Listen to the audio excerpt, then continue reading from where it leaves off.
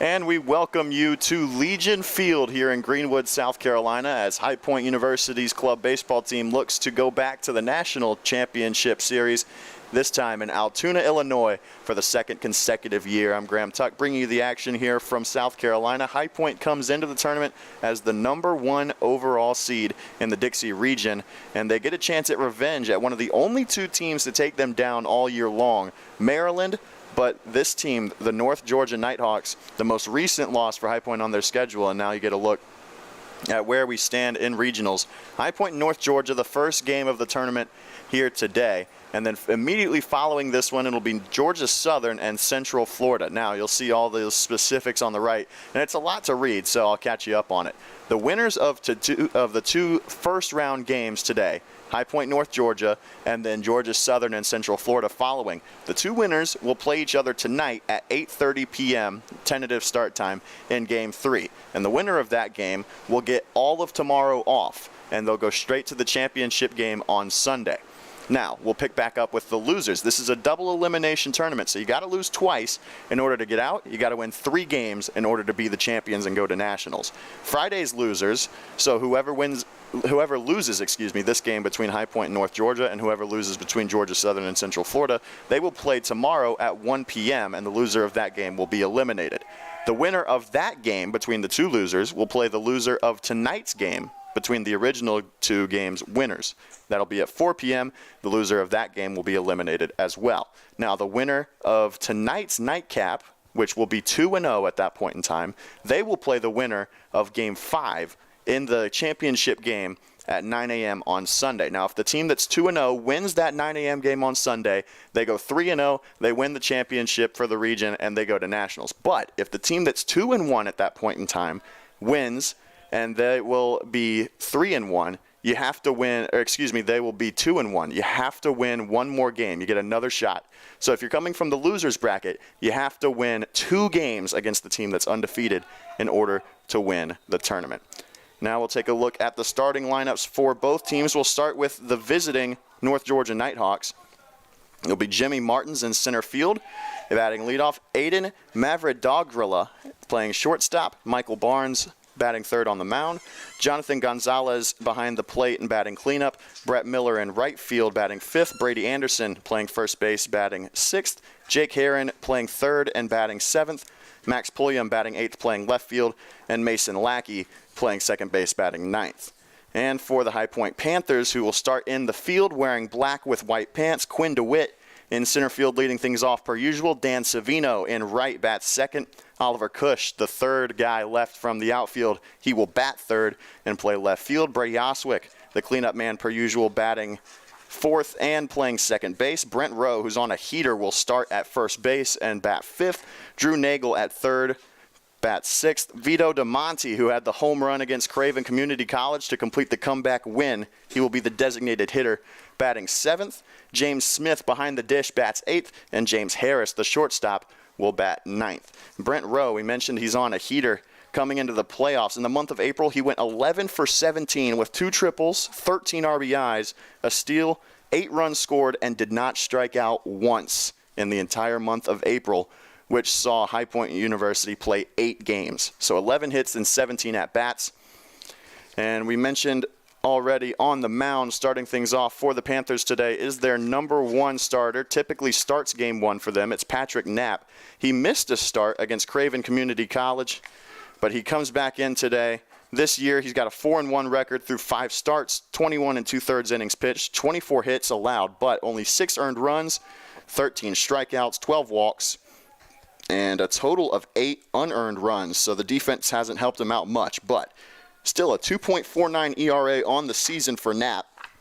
And he's going to help this Panthers team have a decent shot at revenge. They come in with a 21-3 record on the season. They've only got 1 loss since the month of February ended. So over the last 2 months, they went and lost only 1 game, and it was on April 2nd against North Georgia Nighthawks, a 3-2 loss, a tough one for the Panthers. They did win the series against North Georgia 2-1, but they lost the 3rd game. And they'll definitely want to avenge that loss. High Point went undefeated in conference play, and they'll look to continue that here at regionals. Knapp sets to deliver, and the first pitch is an off-speed in there First strike, one called to Martins.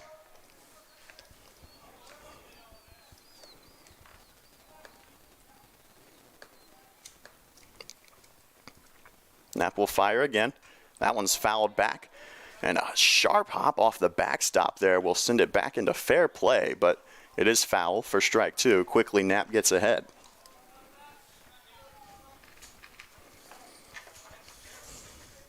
Point of emphasis for this High Point team has been first pitch strikes all season long. Not looking to change that strategy here. 0-2 from Knapp. Just a bit low. And Martins will watch that one in. Stays in the count.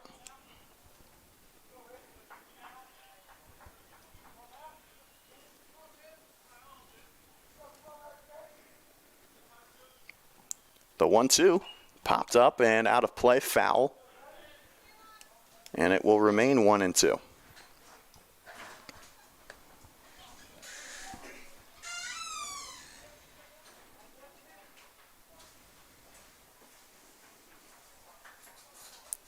Knapp getting ready for the payoff pitch yet again. And he lost that one. It's high for ball two. Martins fighting his way back into this count.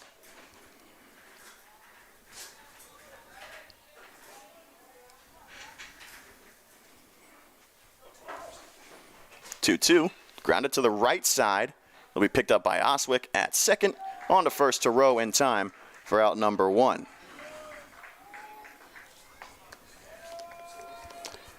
So Martins is retired to start the inning, and it's a good start to the inning for the Panthers defensively. It'll bring up the shortstop for the Nighthawks, Mavrodoglu. He was not available to play for the Nighthawks in the earlier series between these two teams. Knapp will pitch this one, and he lost control of it yet again. It's way high for ball one.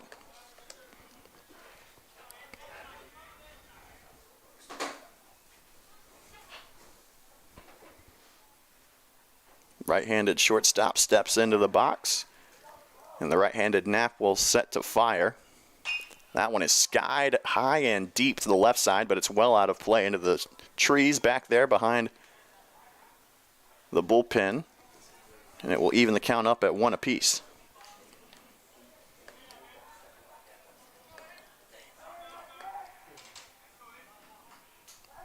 Knapp will fire again, and again it's fouled off the left side. This one was much closer to being playable for Nagel over there at third. But the count 1-2. Good job by Knapp to battle his way back into this count after the first pitch definitely got away from him.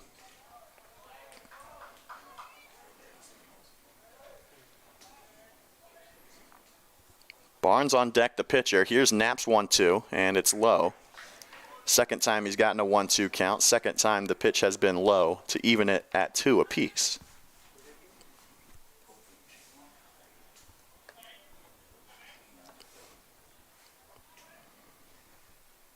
Swing and a miss from Mavrodoglu, and that will be the first strikeout of the outing for Knapp, and now there's 2 gone in the inning.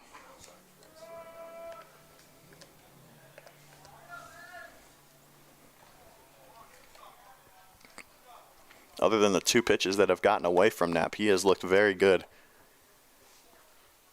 Here in the first, it'll bring up Barnes, who was a big part in the Nighthawks' win when they took on High Point earlier in the season. That is a first pitch strike from Knapp.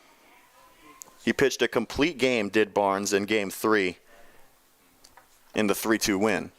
That one is driven by Barnes into the right center gap, and Savino coming on, and he will let DeWitt make the catch of a sliding variety for out number 3. So that'll do it for the top of the first. High Point sends him down in order, and we'll be back with the bottom of the inning.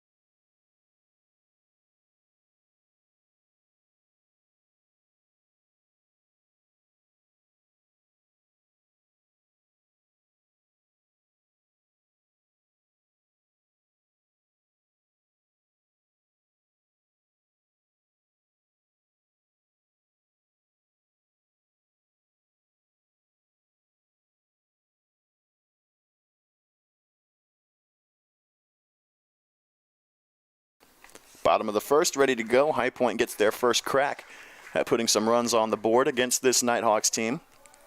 Quinn DeWitt, per usual, will start things off in the leadoff spot. First pitch is in there, but it just misses off the outside edge, and it's a 1-0 count.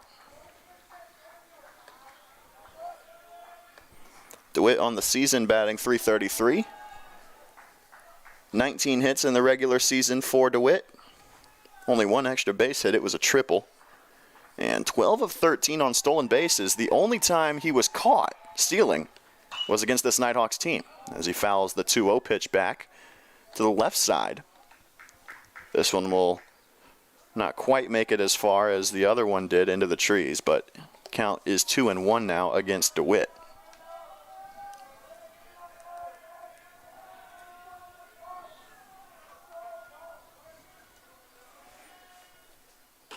Barnes fires, and that had a lot of gas behind it. It'll even the count up at 2.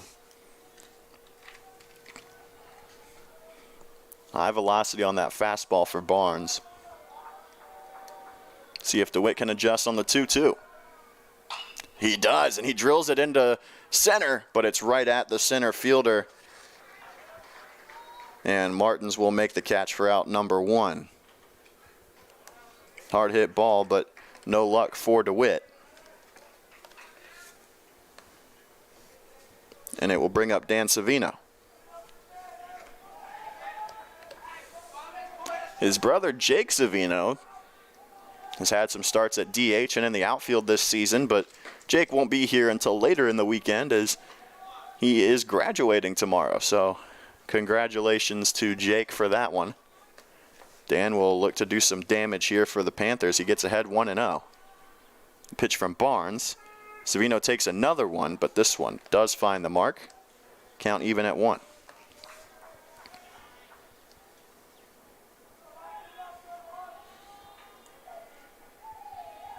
1-1 pitch. Grounded up the middle by Savino, and it's going to get through. The first hit of the ball game belongs to Dan Savino. And it will be a 1-out single.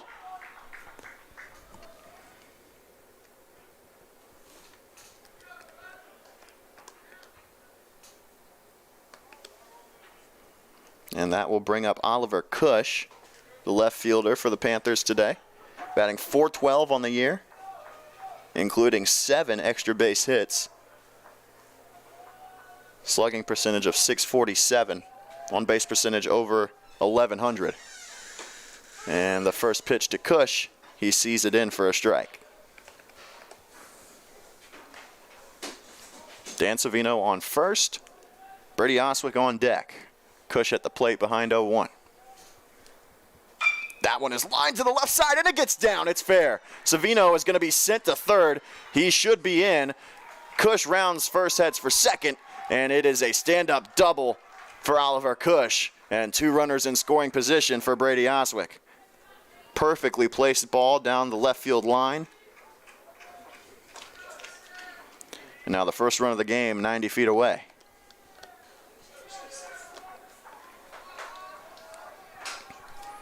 And Brady Oswick leads the team in hits and runs scored this season. He had an unreal month of March. Cooled down a little bit towards the end of the year, but he's still batting cleanup for a reason. .396 average on the year, 21 hits. Again, an on-base percentage upwards of 1,100, 37 total bases.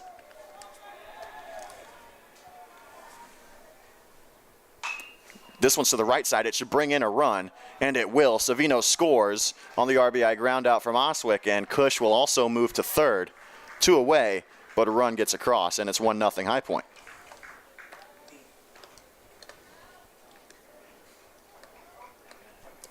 Jumping out to an early lead is exactly what High Point wanted to do. And it will bring up Brent Rowe, who we mentioned is on a heater. Leads the team in RBIs this season with 18. Has a chance for another one here. First pitch is a bit low for ball 1. Strike zone has been pretty cut and dry so far, very by the letter of the law. Not much being given to either side. 1-0 pitch. A nice off-speed from Barnes makes its way in to even the count at 1.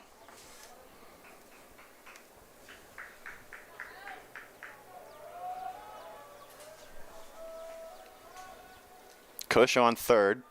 1 run already in. 2 outs. Here's the pitch.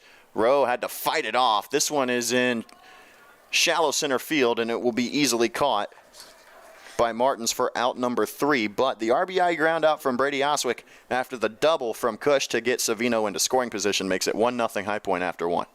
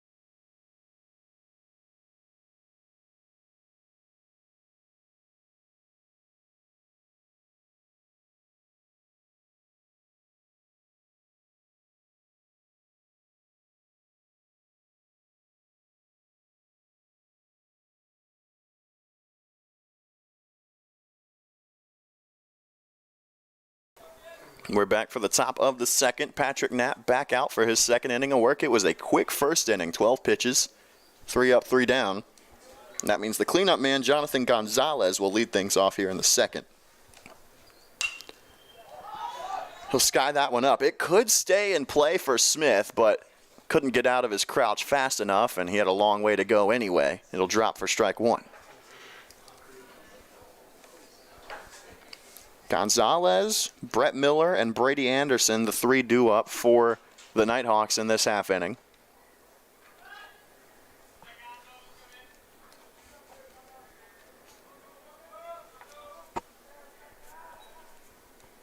The righty fires, and it's in there.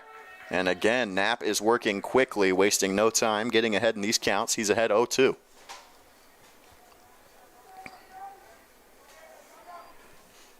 Gonzalez digs in. Here's Knapp again. Grounded to the left side. Picked up by Harris. Throw on to first. Is on target and in time for out number 1. Strong play there by Harris, and a good job by Knapp to force the ground ball. And it will bring up Brett Miller with nobody on.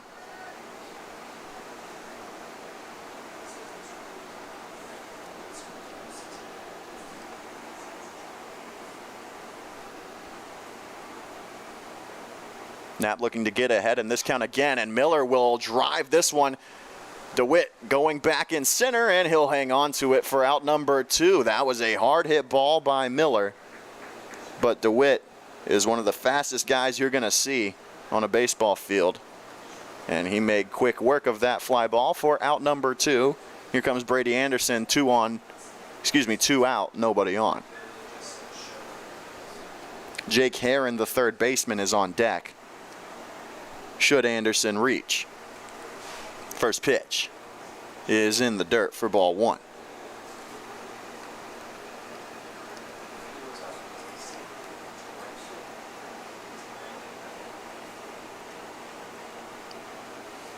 Knapp from the windup again. That one is swung on. Rowe will pick it up on the backhand. Hold off Knapp, and it is another quick 3 up and 3 down for the Nighthawks at the plate. High Point's going to come back to the plate, looking to add some more runs in the bottom of the inning.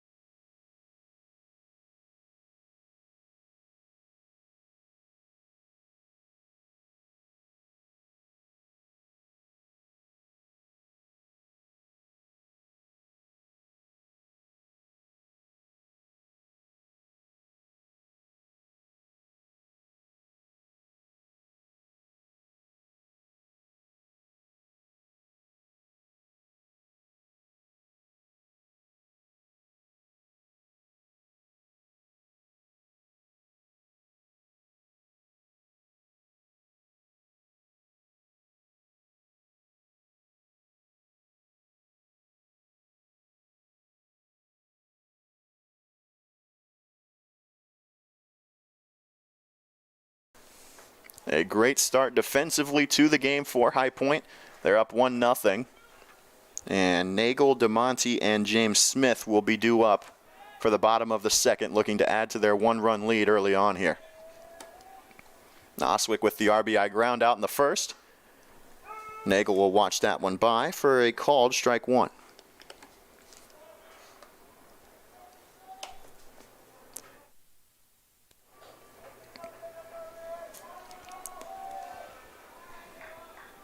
Barnes fires the 0-1. That one is high, and it will even the count.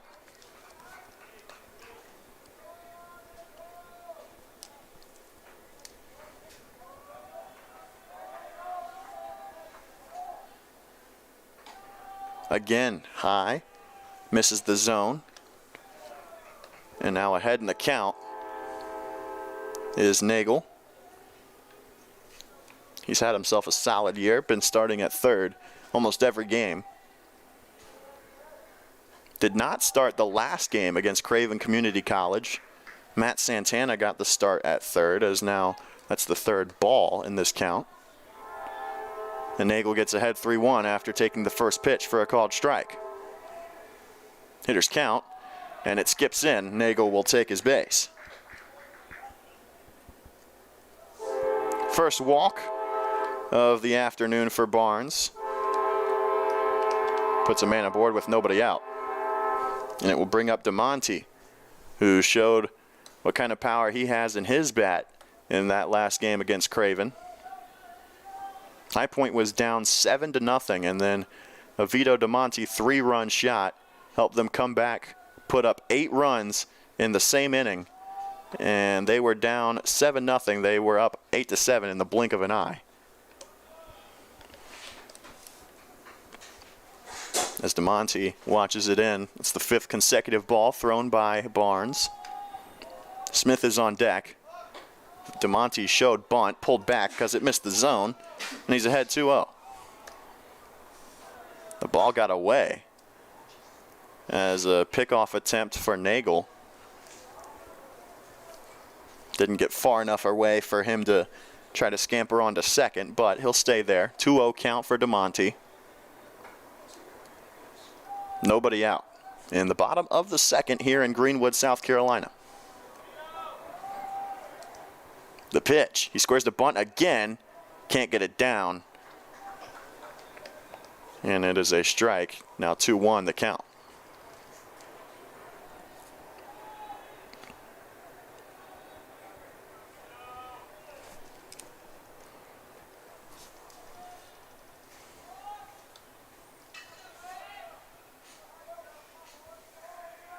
Barnes readies himself. DeMonte squares around again, and that bunt had a lot on it, but it will roll foul. And Nagel will have to go back to second, to first, I should say, to count 2-2.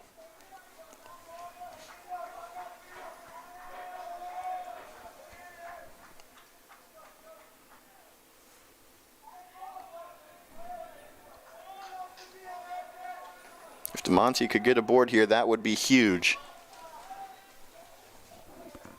Especially as it would likely put Nagel into scoring position. 2-2.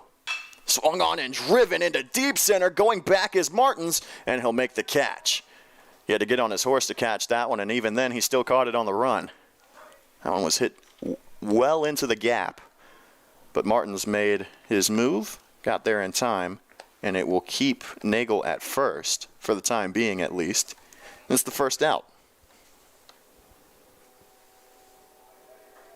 Brings up James Smith, the catcher. Batting .455 on the year, 10 for 22. 6 singles, 4 doubles. He'll watch the first pitch in for ball 1. High Point really has 2 guys that they rotate between at catcher. It's Brandon Tuttle and James Smith. Smith is the more offensive-minded catcher. Not to say that Tuttle can't produce offense of his own, but Smith has the better numbers from the plate. And Tuttle, on the defensive side, is much more sound in terms of pass balls. But with the solid backstop here as Nagel's off and running, and the swing popped up, and Nagel's going to have to go back to first.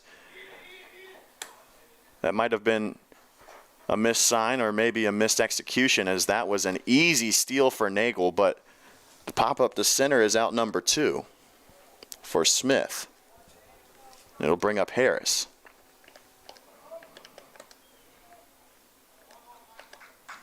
With 2 out, number 9 spot up, DeWitt is on deck.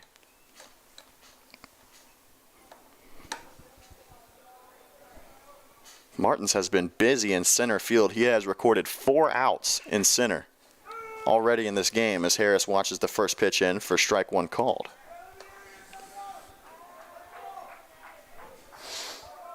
The line out, excuse me, 2 line outs, a fly out and a pop out to center field already for the Panthers. They're hitting the ball back up the middle and to right center, but Martins not letting anything drop in front of him.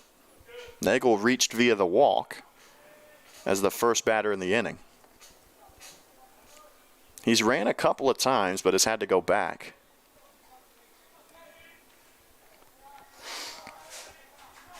Oh-1 to Harris as Nagel takes his lead. Barnes delivers, and it's grounded to the right side. It gets through the first baseman, Anderson. That's going to be an error by the first baseman, and the right fielder for the Nighthawks, Miller, will bobble the throw, and it allows Nagel to get all the way to third on the error, and it brings up DeWitt.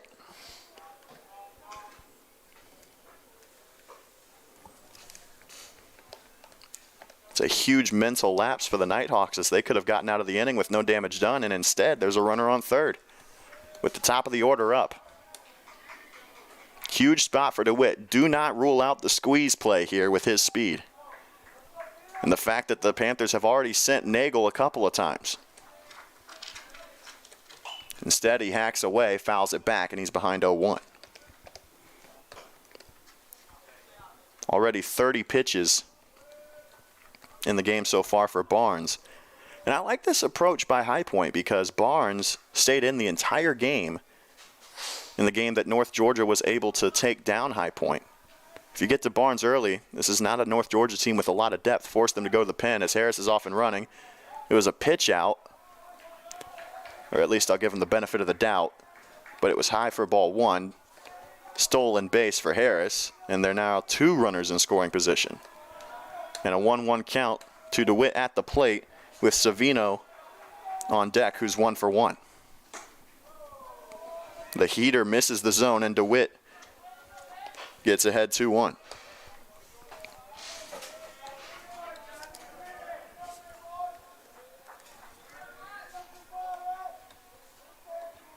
Big secondary from Harris at second. DeWitt dodges that one, and he's ahead 3-1 now. A walk here would be huge. With Savino already 1 for 1. DeWitt lined out to center field his last time up in the first. 3-1. Inside ball 4, DeWitt does a good job to draw the walk. It'll load the bases for Dan Savino. And that error looms even larger now for the Nighthawks. They could have been out of this inning. Instead, they've got the bags loaded for one of the best hitters on this High Point team. Savino leads the team in batting average, on base percentage, and slugging. He has an OPS of 1.5.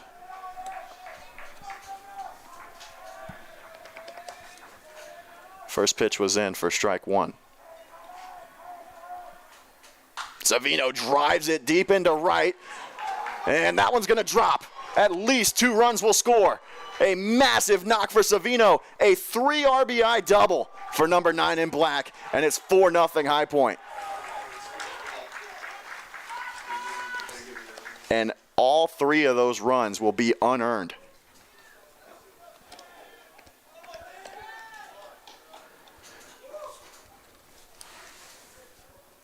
Nagel comes around to score from third, Harris from second, and the speedy DeWitt scores easily from first. And with 2 outs, you're running on contact anyway. An absolutely huge knock for Savino. And now it's up to Cush to keep the inning going. The first pitch will miss high for ball 1. For Dan Savino, those are his 7th, 8th, and 9th RBIs of the year. Numbers that don't jump off the page at you, but he's gotten the job done here.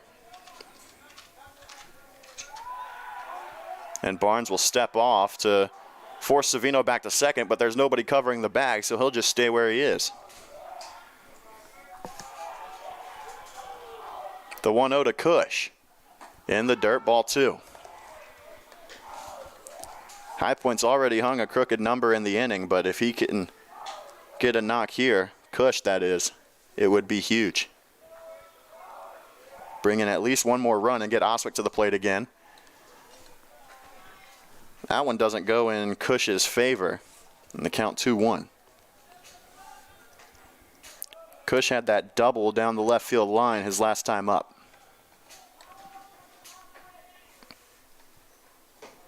In the dirt, ball 3. 3-1 again. You got to think for North Georgia, going with Barnes was no doubt a factor of how well he pitched. And the last time these two teams met, but High Point jumping on him early here. 3-1. A big swing and a miss from Cush will make the count run full.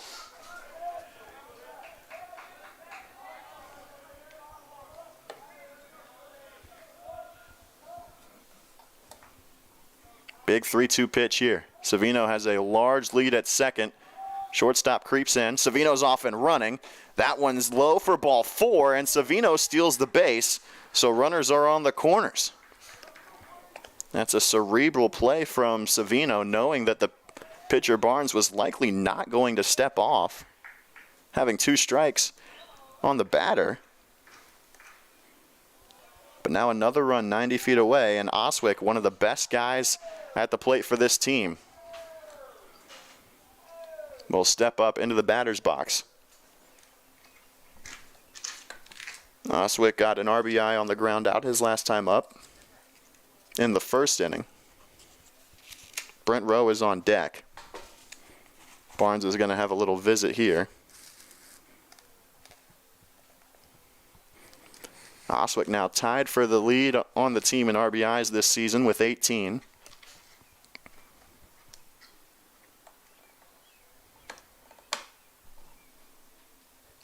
Lengthy visit on the mound here. Savino is at third after the double and the steal of third base. Cush walked on the 3-2 count. It's the third walk of the inning issued by Barnes. 3 walks, an error, and a double have led to runners on the corners and 3 runs already across. 40 pitches so far for Barnes through an inning and 2/3. And we'll see if Oswick can prolong that inning in 2/3. Cush is running. Called strike 1. Cush isn't safe. It's a double steal. Savino.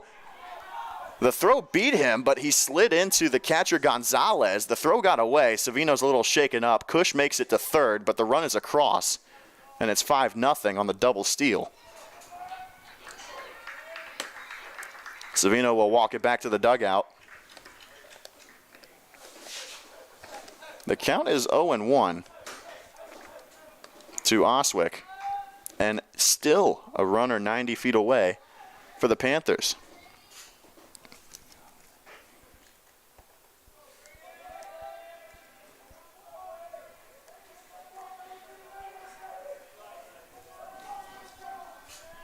Oh, 1 to Oswick. High for ball 1.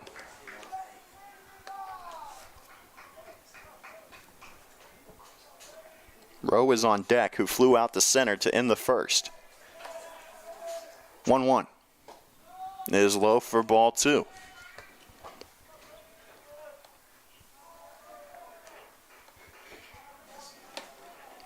Barnes has slowed his delivery here. The 2-1 comes. Oswick drills it into left center. That one is way back, and it's going to one-hop to the wall. The run comes in. Oswick makes it into second standing up, and it's another RBI for Mr. Oswick.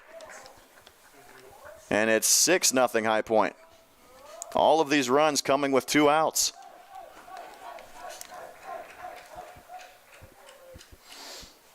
Oswick absolutely barreled that ball. And it will bring up Brent Rowe.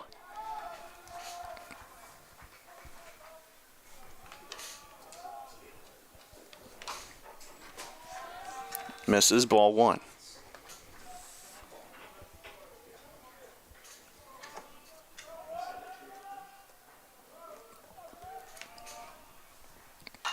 Popped up by Rowe to the right side. Should be playable for Anderson at first. And he'll hang on for out number 3. But it was his error that prolonged the inning for High Point. It could have been a scoreless inning. But instead, after the error on the ground ball, High Point scratches across 5. And it's 6-0 Panthers after 2.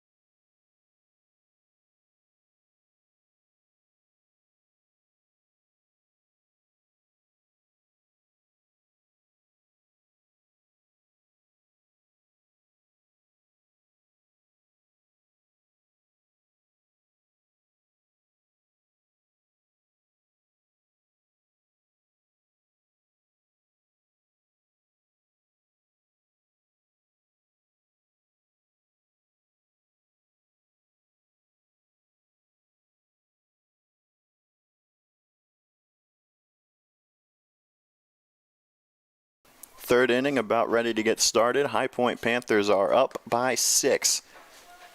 They could have been held scoreless in the bottom of the second if you missed it, but an error by Brady Anderson at first with 2 outs and a runner on second kept the inning alive as James Harris reached on the error, then a walk, a 3 RBI double by Dan Savino, another RBI double by Brady Oswick, and here we are, 6-0 in the top of the third. 7-8-9 due up for the Nighthawks, and it starts with Jake Herron, who watches the first pitch in for ball 1 from Patrick Knapp, who, don't let it get lost in the offensive success for the Panthers. He has been dealing so far on the mound. Here's the 1-0. Grounded to the left side. What a pick by Nagel. No, he got by him. I thought I saw him come out with it. Would have been a heck of a pick over there at third, but it gets by him. That was a very hard hit ball by Herron, and we'll call it the first hit of the day for the Nighthawks. He'll reach first safely.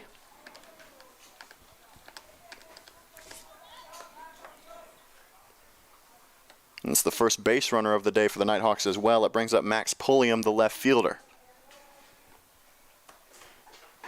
Pulliam swings out of his shoes on a pitch up at the eyeballs, and it's strike 1. Mason Lackey, the 9 spot and second baseman, is on deck. Throw back at first, and Herron is then there very much in time. Good sign for the Panthers as Dan Savino, who is shaken up after scoring. The 6th run is back out in right field, so no worse for the wear. Another throw back at first by Knapp. Herron was very much in time as well on that one. 0-1 pitch is in there for strike 2 called. Knapp working quickly here in this at-bat.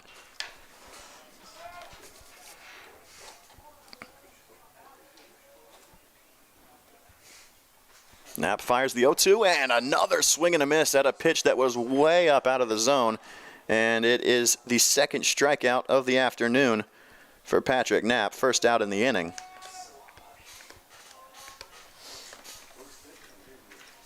And Lackey will come up to the plate with the leadoff man Martins on deck. Hit and run was on. That one skied into left. Cush going back, and at the track, he will make the catch for out number 2. That ball was very well hit by Lackey, and it is a long out number 2 on the first pitch of the at-bat. And perhaps most importantly, it keeps Heron at first for Martins. Martins grounded to Oswick at second to start the game his last time up. A rare lefty in this Nighthawk lineup. First pitch to Martins is an off-speed that catches the corner beautifully from Knapp, and it's strike 1. The top of the order is where the Nighthawks will hurt you. And High Point experienced that the last time these two teams played, as there's a swing and a miss, and quickly Knapp is 1 strike away from getting out of this inning and stranding a runner on first. Heron takes his lead from first, and Knapp sets to fire the pitch. Fouled off, and Martins lives to see one more pitch. Knapp has been very efficient here through 2 2/3 innings. Only 27 pitches so far for number 12. The 0-2 off and running is Heron. That one is lined to right field, and it is going to be fair. That is a huge hit for Martins. A run will come in. The throw from Savino, just barely able to keep the bag, was Martins, but it is an RBI double down the right field line for Martins that almost hit the fence in midair. And it is now 6-1. So North Georgia not laying down and dying anytime soon. Heron perhaps doesn't score that run if it's not a hit and run. But he was off and running on the pitch. Very well executed hit and run to score that run from first. That one is popped up by Mavrodoglu into the infield. Harris will make the catch for out number 3, but a run does come across for the Nighthawks, and it cuts the Panther lead to 5. It's 6-1 through 2.5.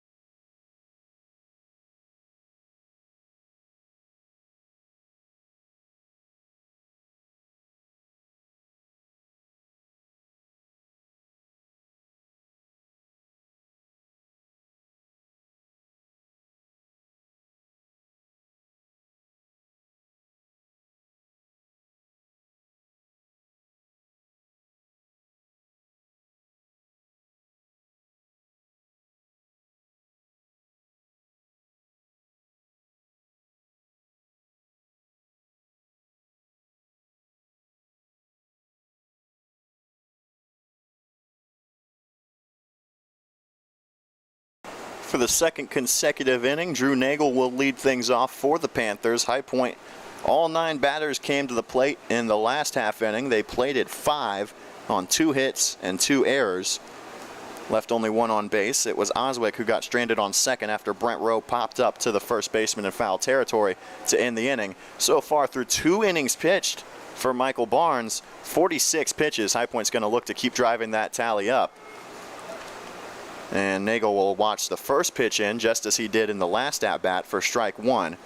In the last plate appearance, he saw strike 1 in on a called strike and then got walked on the next 4 pitches.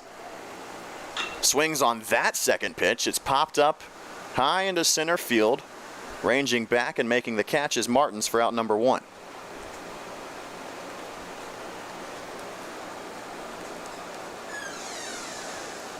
It'll bring up Vito DeMonte, who lined out to center field, right center field, I should say, in his last time up. It was a very well hit ball. If it had gotten down, it was an easy double, perhaps triple in the right center gap. First pitch to DeMonte is well framed by Gonzalez behind the plate. Looked like it might have been a little bit low, but it's brought back up, and it's strike one called. The 0-1. Swung on and grounded to the left side. DeMonte was thrown off by that off speed. It's pitch number 50 from Barnes, and the count 0-2. Working quickly through the bottom of the order this time around is Barnes.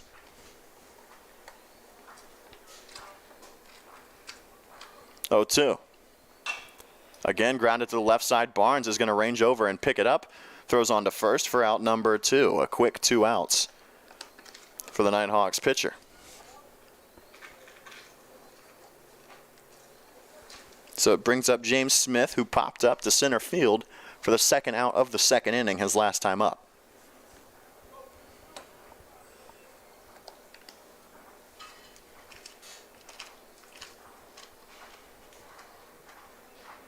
High Point catcher steps into the right-handed batter's box.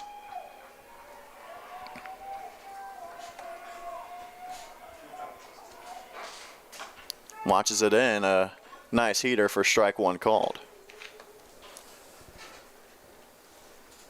Barnes making up for how he got banged around in the first and second. Coming back with a very efficient third so far as Smith grounds that one to the left side. Picked up. And the throw to first is in time. The Panthers are retired in order.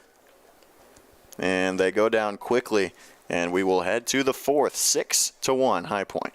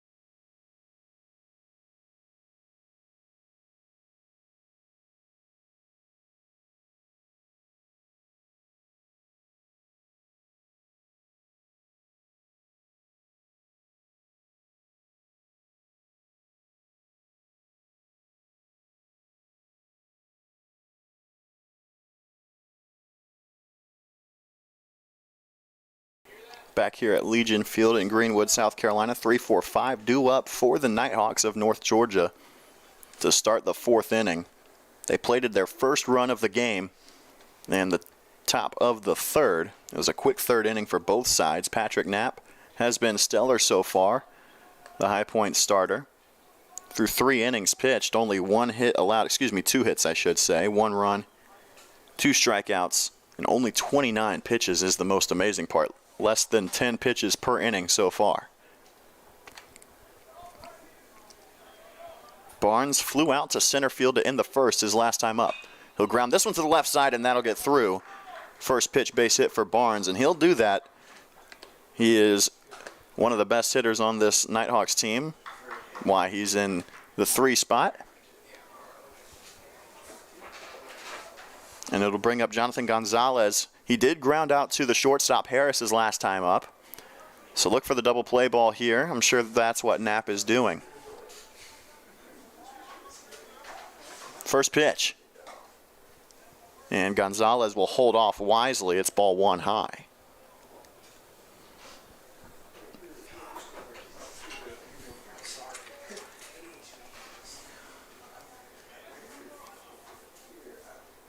That one is skied to left field. It's going back. So is Cush, and it's gone.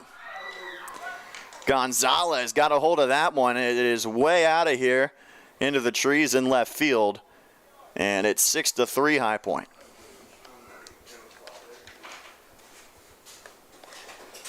Not the 4th inning that Knapp wanted so far.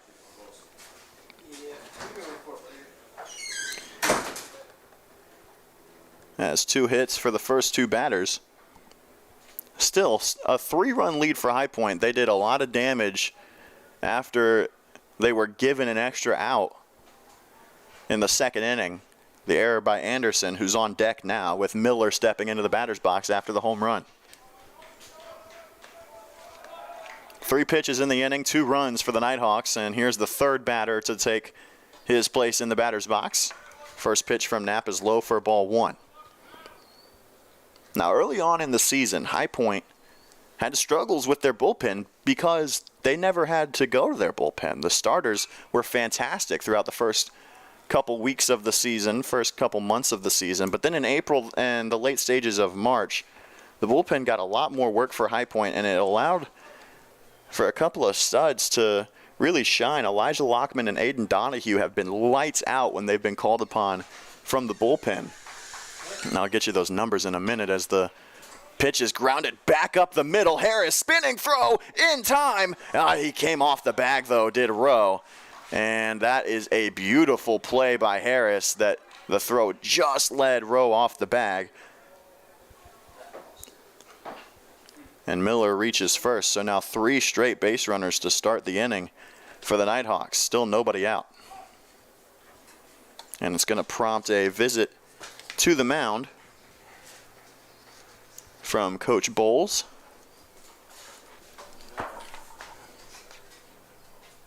And Lockman is getting loose in the High Point bullpen. Keep in mind, 7-inning games. So here in the 4th, we're about halfway through. And if Knapp can't go, what you would think that you'd get out of a starter if you're used to the MLB or minor league baseball, normally starters will give you 5 to 6 innings. If Knapp can only go 3+ or 4 or whatever it may be, that's not the end of the world for High Point because he only got 3 innings left to work with. And Lockman and Donahue have been lights out of the bullpen. Their combined stats when they are pitching in relief this season, 16 innings pitched, 4 hits, 1 run. It was an unearned run, so 0 earned runs for a 0.0 ERA for those two combined. 3 walks and 24 strikeouts between the two of them combined. But a rough start to the inning for Knapp on the bump. The lead was 6-0. Now it's 6-3 as the first pitch from Knapp is high for ball 1. And Smith nearly let it get away. Anderson is at the plate. He grounded out to first base to end the 2nd his last time up. He squares to bunt, pops it, but it's well foul. And it evens the count at 1. Wonder if we'll see him square around again. Miller on first has some speed over there. Definitely want to try to get him into scoring position for Heron, who's on deck and had a single and a run scored in the 3rd. It was the first base hit of the game for the 7th spot. He's going to bunt again. That one's grounded sharply back to Knapp. He'll make the easy play at first. But Anderson does the job on the sac bunt. Advances Miller to 2nd. And there's 1 out. That's good baseball right there. Good situational stuff from the Nighthawks.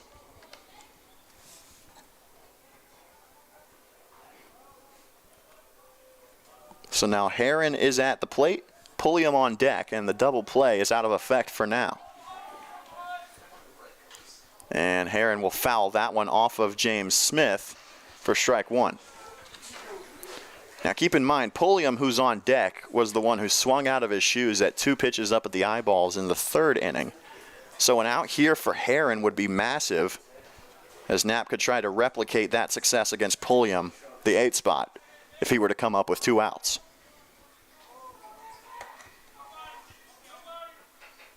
The 0-1. Swung on to the left side. That one's going to get through.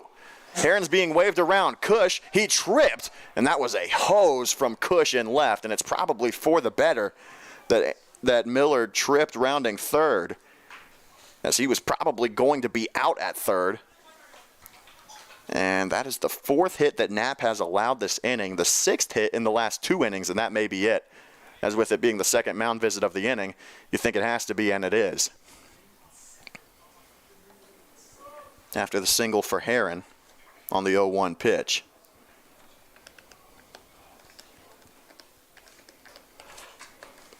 So that'll do it for Knapp. He only threw 39 pitches through 3 1/3, and it will prompt Elijah Lockman out of the pen. And we'll be back with the rest of the 4th after this.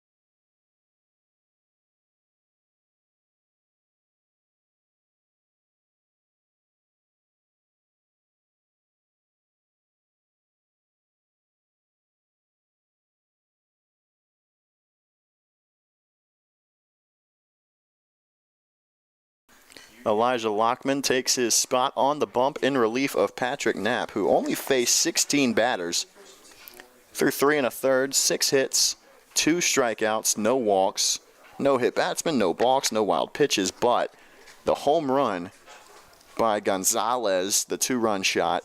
A runner on third is Miller, Herron on first.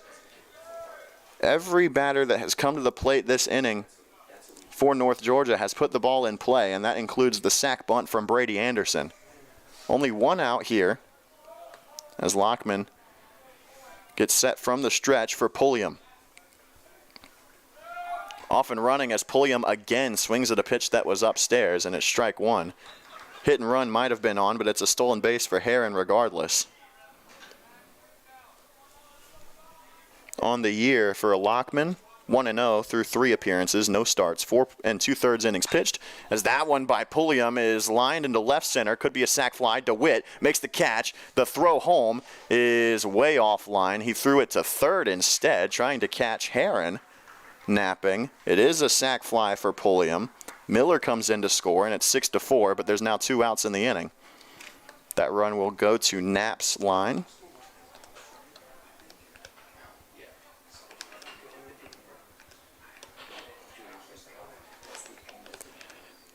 And it will bring up the 9-spot Mason Lackey, who flew out to left field, I should say. 2 outs in the inning. Herron still at second. 3 runs this inning for the Nighthawks. They have cut this lead down to 2 from 6 over the last 2 innings.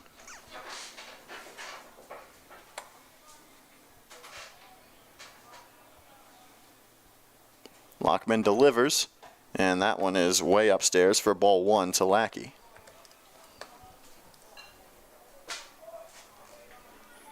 Lockman's strikeout to walk ratio this season so far, 7-1 for the Philadelphia native.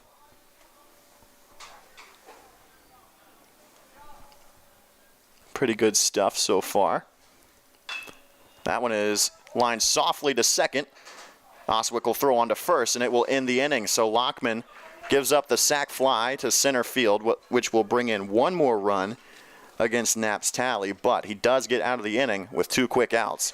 And we'll head to the bottom of the 4th. High Point's lead has been trimmed from 6-2, and they'll look to build upon it in the bottom of the 4th.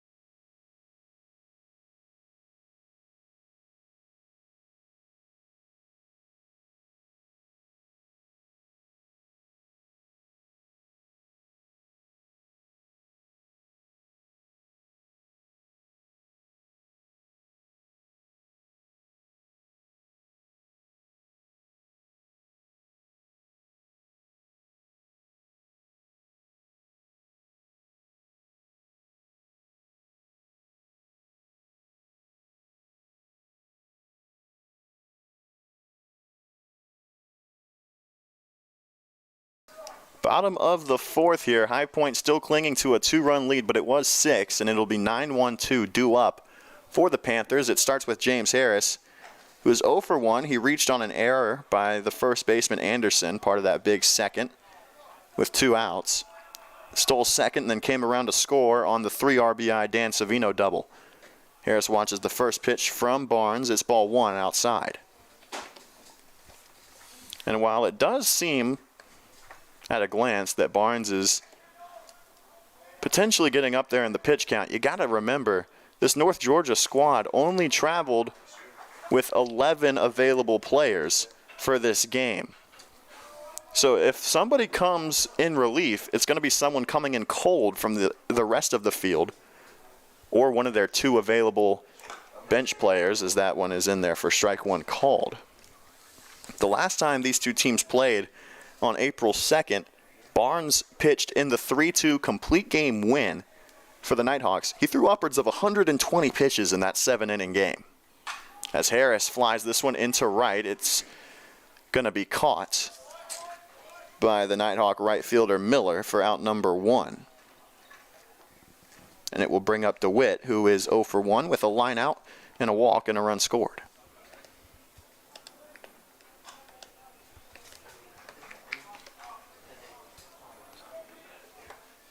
Savino is on deck. He is 2 for 2 with a double, a single, 3 RBIs, a stolen base, and 2 runs scored.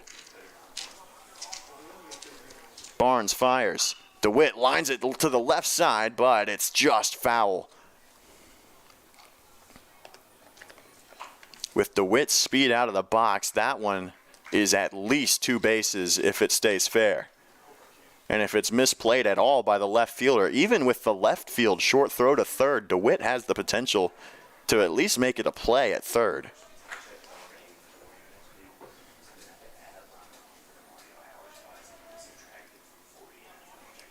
Oh, 1-2, the Panther leadoff. Here's the pitch. Squares the bunt, and it is a push bunt. The throw, not in time, and it gets away. It's going to skate all the way to the wall. DeWitt's going to take second, standing up on the error by the third baseman, Heron, and a runner in scoring position for Dan Savino on the bunt single and then the error. Nice bunt base hit for DeWitt. He's done that a couple of times this season. And Savino will come in with a chance to do some more damage for the Panthers. Oliver Cush on deck, who is 1 for 1 with a double, a walk, a stolen base, and a run scored. DeWitt takes his lead at second. A look from Barnes, and the delivery to Savino misses for ball 1. And I know you don't often think about this in the fourth, but got to be careful with how you're pitching to Savino in a close game like this, especially in playoffs. The winner will play again later tonight, as there's a called strike 1 for Savino. We'll run you through the whole scenarios again later on, but keep in mind, if High Point does hold on and win this game against the Nighthawks, they will play again later tonight. If they lose this game, they'll have to wait till tomorrow for their second game. Driven by Savino into the left center gap, and that one is going to get down too. Savino is 3 for 3. He's gunning for second after it was misplayed by Pullman left. DeWitt will score standing up, and it's 7-4. Another RBI for Savino, make it 4 on the day. And he's 3 for 3. That was a beautiful piece of hitting by Savino yet again. And still just 1 out.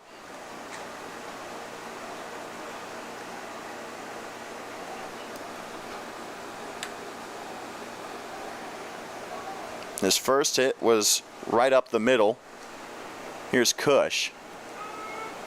And it's taken for strike 1 by Cush. Savino's first hit was right up the middle between short and second. His second hit well into the right center gap, and this one drops in the left center gap. Savino takes his secondary. Cush hesitates and then does offer at that pitch. And quickly he's behind 0-2 in the count.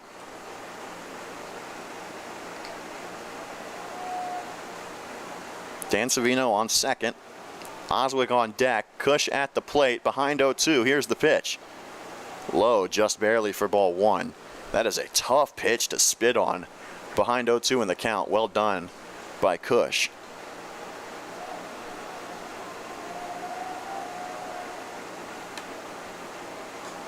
And that one got him looking. Buckled the knees just a little bit on the off speed, and it is the first strikeout of the afternoon for Barnes on the mound. It's out number 2, and it will bring up Oswick. That was a very good off-speed pitch there from Barnes. Not often you get Cush to go down looking like that.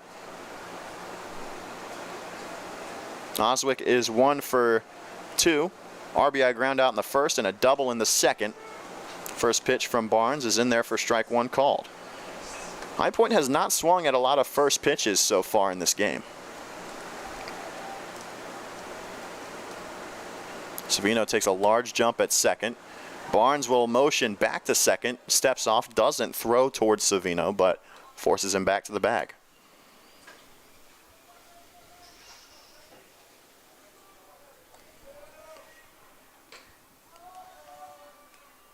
That one's low and outside a bit as well. It'll even the count at 1.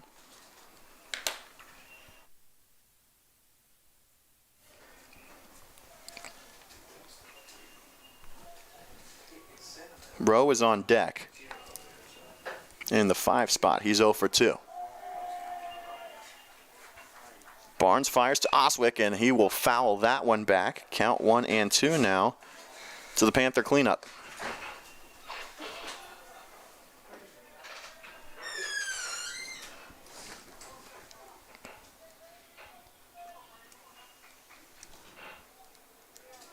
Oswick has 2 RBIs in the game.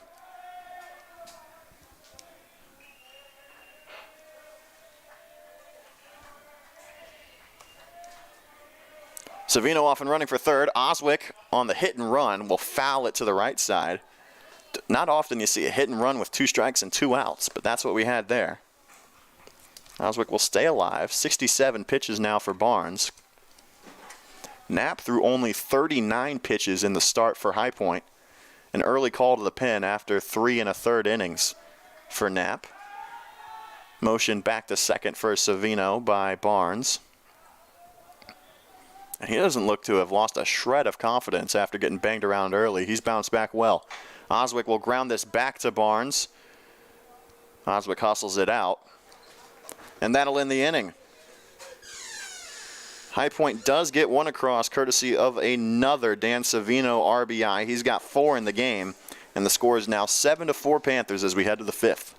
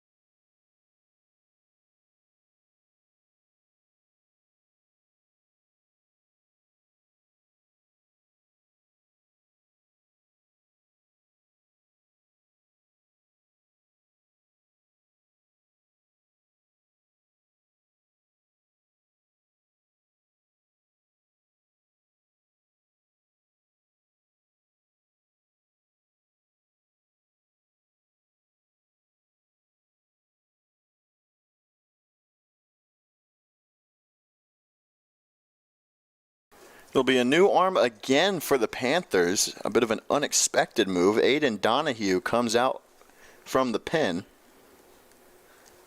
And to start the top of the 5th, Elijah Lockman only threw 4 pitches, but he got through 2/3 of an inning. Stranded a runner in scoring position. One did come in. He allowed a sacrifice fly to tally a 4th run to Patrick Knapp's total for the day. But for Lockman, 2/3 of an inning, no hits, no runs, no walks, no strikeouts, only faced 2 batters, and it was 2 quick outs on 4 pitches. But Donahue on the season, 16 1/3 innings pitched, 8 hits, 0 earned runs, 22 strikeouts, and 5 walks. Now I will say, the most innings pitched he has had in one outing this season is far and away against this North Georgia squad. He threw 5 innings on April 2nd. It was his only start of the season, and there's a called strike for Donahue. Threw 88 pitches in that matchup, and he fared very well against the Nighthawks. That was the game that High Point lost, as there is a very well-placed bunt by Michael Barnes, and he is going to get in easily. Excuse me, that was Jimmy Martins with the bunt single in the 1-1 count, and his speed enabled him to get to first easily.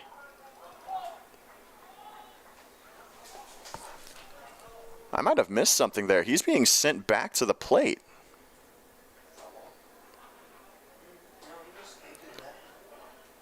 They might be saying that he fouled it off the plate. I'm not 100% sure. Oh, he is out. I missed that completely. He might have stepped on home plate. That's the only thing I could think of that would cause him to be out there. But the Panthers catch a break, and it's out number 1. I have to fill you guys in on that one with the next game for High Point. figure out what went wrong there. Donahue fires to Mavrodoglu, and the first pitch is high for ball one. I am baffled as to how that was not a bunt single for Martins, and there is high heat to Mavrodoglu for ball two.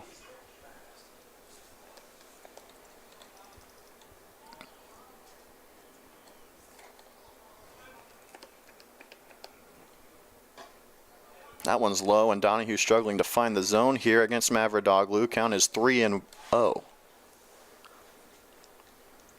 7-4 Panthers lead. They have not trailed in this game. And taking all the way was the Nighthawks shortstop, called strike one. Hitters count still for Mavrodoglu. Now Martins, you can see him walking towards the third base coach over there, trying to explain what happened. And that is ball four outside, so the Nighthawks will get their base runner. It just comes with one out instead of none.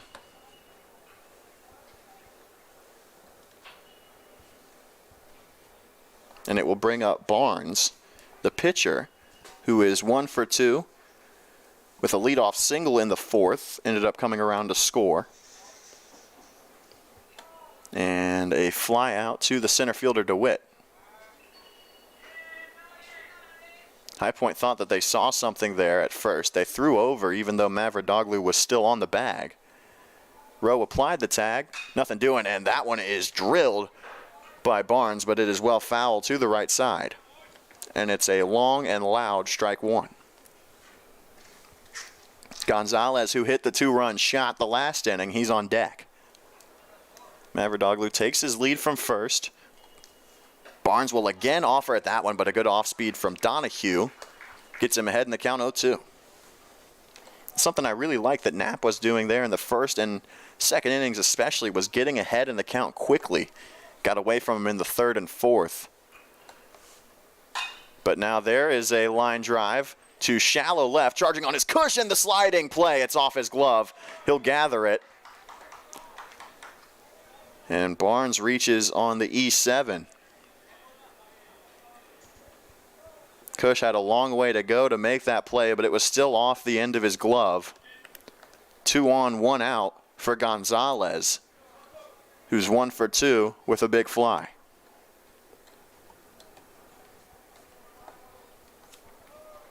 Donahue will be tasked with getting him out here, potentially double play, balk it in the inning. Nice off speed from Donahue is in there for strike one.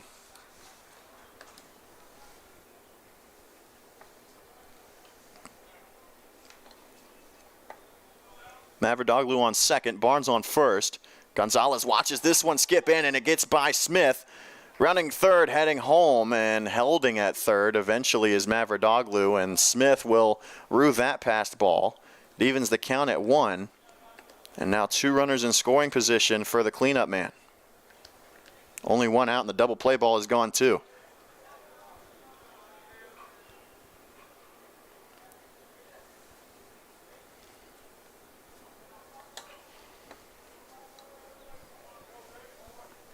One count to Gonzalez. Donahue fires, and the pitch is high for ball 2. No action in the High Point bullpen right now. This is Donahue's inning. That one misses as well. It is 3-1 now to the cleanup man.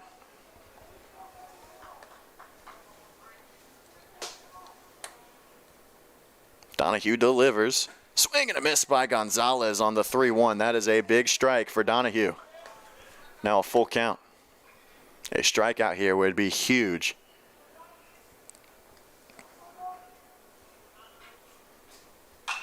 That one's put into center field, should be a sac fly and should score 1. DeWitt makes the catch, runners advance, and the throw will be to third again by DeWitt. That's the second time he's done that with runners on second and third. The run scores easily, does Mavrodoglu. It's 7-5. Barnes is forced to stay at second on the sac fly by Gonzalez. But now 2 outs in the inning.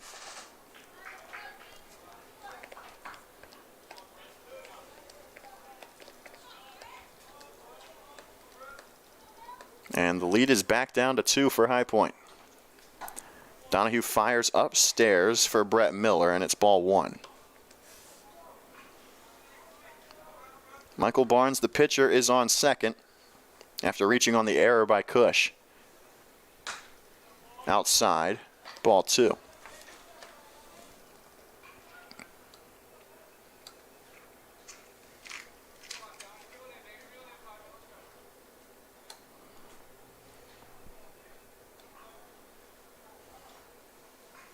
Donahue just misses to the inside, and it is 3-0.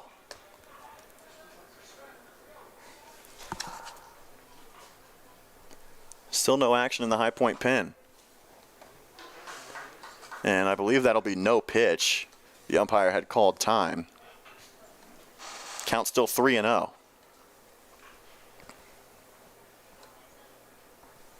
North Georgia has scored in 3 consecutive innings here, and they might not be done in the 5th. 3-0 is outside. But Donahue had a base to work with, so that walk not the worst thing in the world. It'll bring up Brady Anderson, who had that sac bunt in the 4th his last time up. Still just 1 out away from ending the inning, and now Donahue has 3 bases that he can get the out at. Anderson steps into the left-handed batter's box. Donahue from the stretch. Fires high and a bit outside as well, ball 1.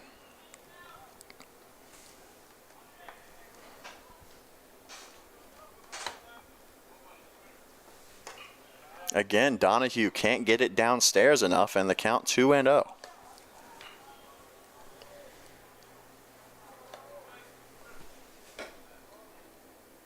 Donahue misses again, quickly 3-0. This is 7 straight balls now by Donahue.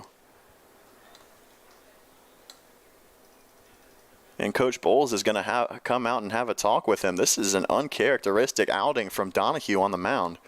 The bats have been alive for High Point, but the pitching just hasn't been there the last couple of innings. North Georgia scratched across 5 and counting since the start of the 3rd.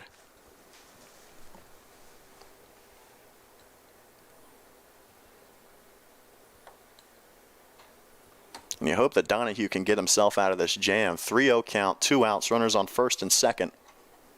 You got to get a ball in play here. Let your defense do some work behind you. Donahue will stay in the game as expected. Donahue just got to find the zone, try to prevent the bases from getting loaded for Heron, who is 2 for 2. And is in the on-deck circle, the 7 spot for North Georgia.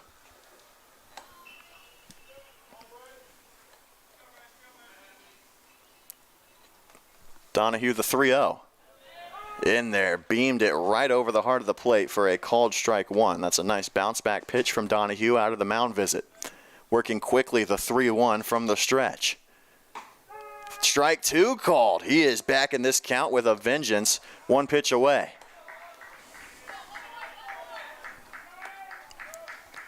The 3-2 to Anderson. It's high and outside, and it will load the bases. It's now 3 walks in the inning for Donahue. And in this 2/3 of an inning alone, his walk total for the year has bumped up from 5 to 8. And the bases are loaded for Heron. And he'll foul the first pitch back for strike 1.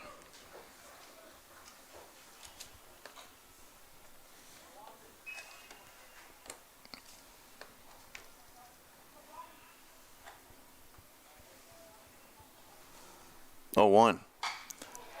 That one's hit well to left field. 1 run's going to score, and being held at third is Miller. Base is still loaded as Barnes comes in to score on the RBI single, and now Heron is 3 for 3, keeping pace with Savino. And that'll make it a 7-6 ball game.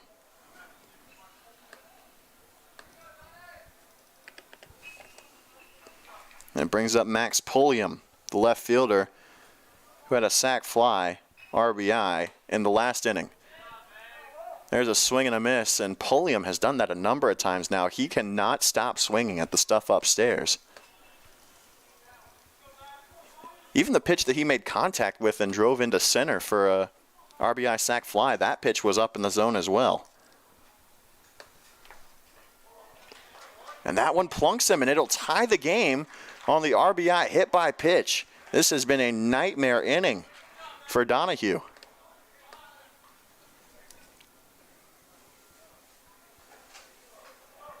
So now 2 RBIs in the game for Pulliam.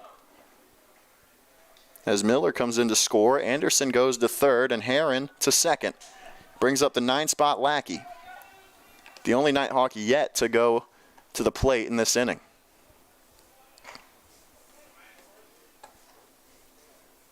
Donahue pitches the first pitch to Lackey, and it's in there for strike 1 called. Already 30 pitches in the inning for Donahue. Line softly to second base, and the force is not there at second. I thought that Oswick might have stepped on second base, but he does make the throw to first in time, and High Point gets out of the inning. But 3 runs across, and North Georgia ties the game at 7, and we'll head to the bottom of the 5th with High Point coming to the plate.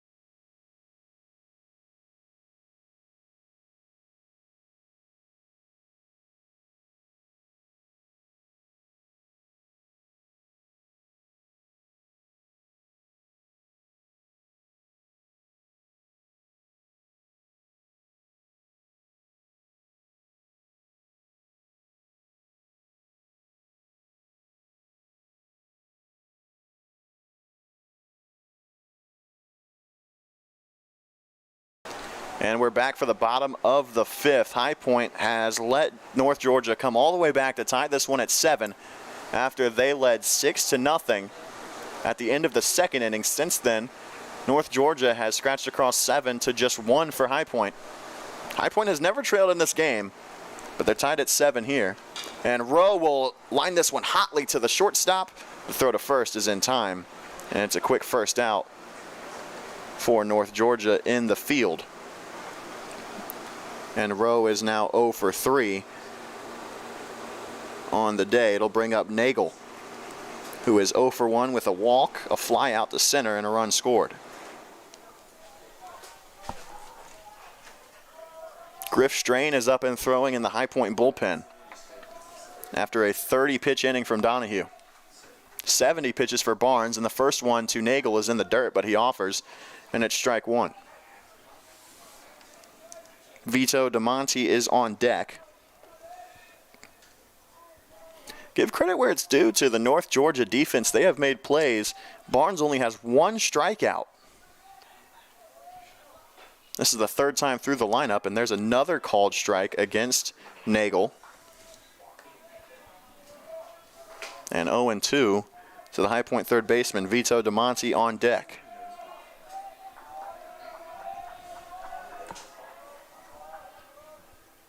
Upstairs, ball 1. This is the thing that amazes me about Barnes. This is the 2nd time we've seen him pitch this year. His velocity does not dip. the deeper he goes into his outings. He is still throwing hard heat. That one's low. Nagel wanted to offer at that one as well. Count even at 2.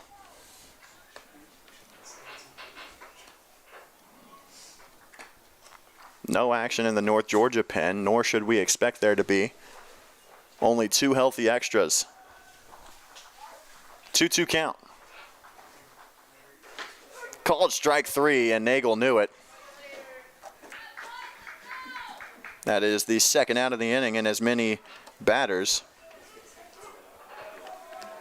And it's out number 2.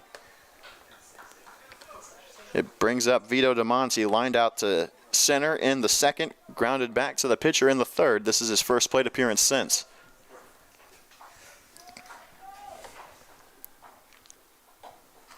Low for ball 1. Strike zone has been very consistent so far today. Here's the 1-0. And DeMonte fouled it into the dirt off of his foot. It'll even the count at 1. James Smith is on deck. And again, Griff Strain warming up in the High Point bullpen. Not sure if Donahue will come back into the game, but you got to remember, if High Point does come out and pull out this win, they've got to play again later tonight. So you got to save your arms. Called strike there, and it's called strike 2 against DeMonte.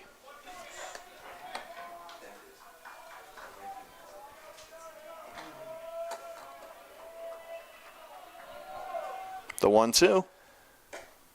Low for ball 2. It evens the count up.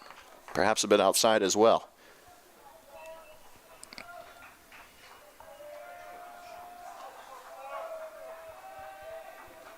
The 6, 7, 8, 9 hitters for High Point, as that one's outside to make it a full count for DeMonte. So far in this game, the 6, 7, 8, 9 for High Point is 0 for 8 with a walk. 3-2. Off speed is outside for ball 4, and High Point has a base runner in the bottom of the 5th. That's a big walk for High Point. Great discipline from DeMonte. It brings up James Smith, who popped out the center field and grounded out to the shortstop in his 2 plate appearances so far.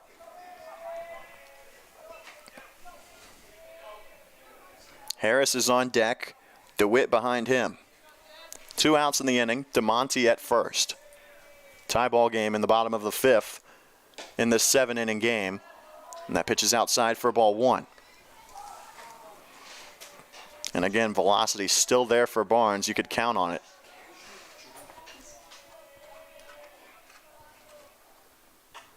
Smith wanted to offer at that one up at the letters, but he holds off wisely. It's 2-0.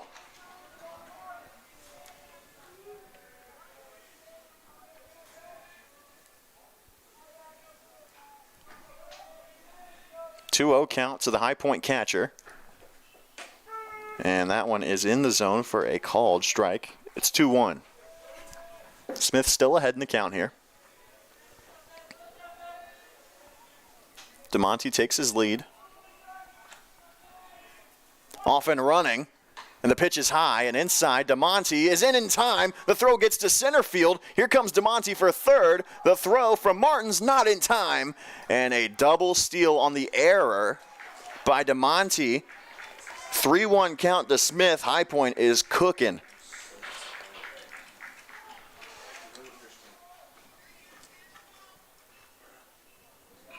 Throwing error by the catcher. Gets it all the way into center field. 3-1 count to Smith. 85 pitches now in the outing for Barnes. Here's the 3-1. Upstairs and inside, it's a walk for Smith. 2 straight walks issued by Barnes. And it'll bring up the 9-spot James Harris, who's 0 for 2. He reached on an error in the second, flew out to right in the 4th. Still 2 outs in the inning, and Smith will be pinch ran for, courtesy runner, I should say. It'll be Josh Keith who heads to first base. No Kyle Shelley today, the typical courtesy runner. He is also graduating this weekend, along with Jake Savino, Brad Schmidt, Semler Dietrich. So a couple of guys not available for High Point today, and a mound visit for Michael Barnes.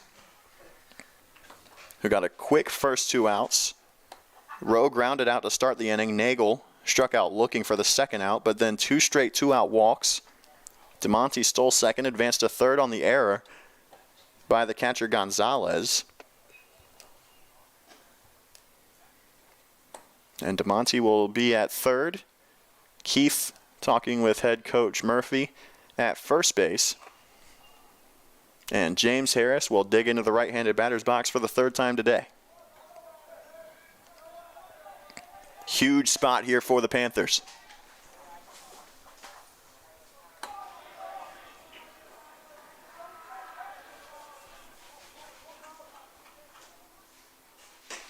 Harris takes one just to get a good look at it. Count 0-1. DeWitt, the leadoff man, is on deck. He is 1 for 2. 2 runs scored. Time called by Harris at the plate. Strain is still getting loose in the High Point bullpen. He and Jake Vittori are the only 2 that are still out there. Everyone else has come in from the pen. Harris lines this one into the glove of the second baseman. What a catch by Mason Lackey to end the inning. Harris got great contact on that ball. And that'll end the 5th. We'll head to the 6th, still tied at 7 here in Greenwood.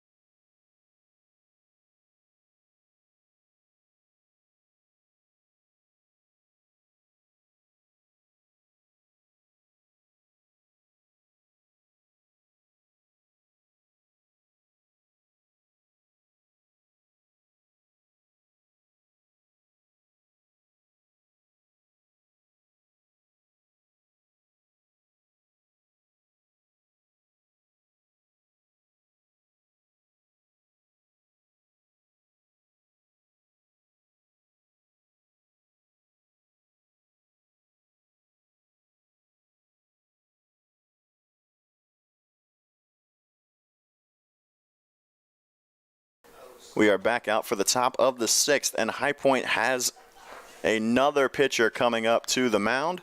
Griff Strain, the captain of the team, is coming up to the bump. Aiden Donahue, 1 inning in relief of Knapp and Lackman. For Donahue, it was a less than stellar outing for his standards. 1 hit, but 3 walks and a hit batsman resulted in 3 runs scored, 2 of them earned, only 9 total batters faced. And so Strain will come in. This is his 6th appearance of the season. He's thrown 6 innings. 1 run, it was not earned. 2 walks, 6 strikeouts, 5 hits through his 6 innings.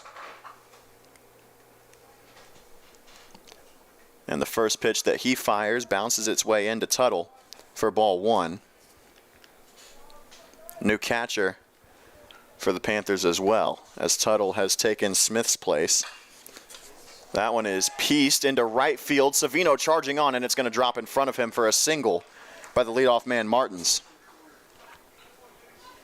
Savino was hustling in, but unable to catch up to that one.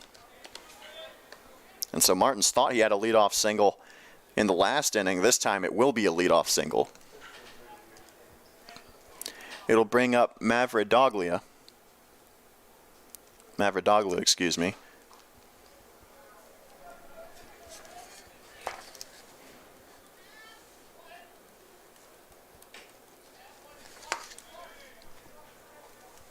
A near miss by Strain, ball 1 to Mavridoglu. Barnes is on deck. Strain fires, and a swing and a foul by Mavridoglu. He had to sit back on it. And the count even at 1 now.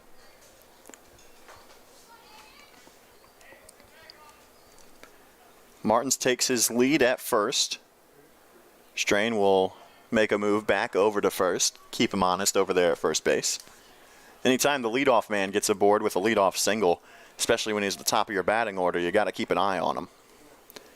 Strain fires from the stretch, and it's outside for ball 2.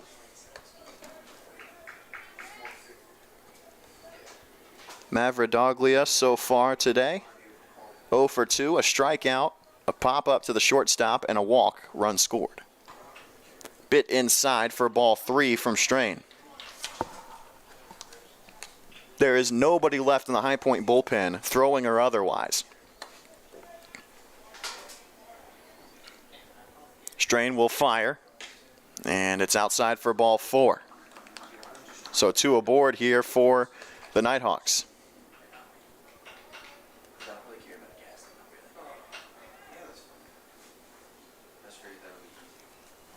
So it'll bring up Barnes, who is 1 for 3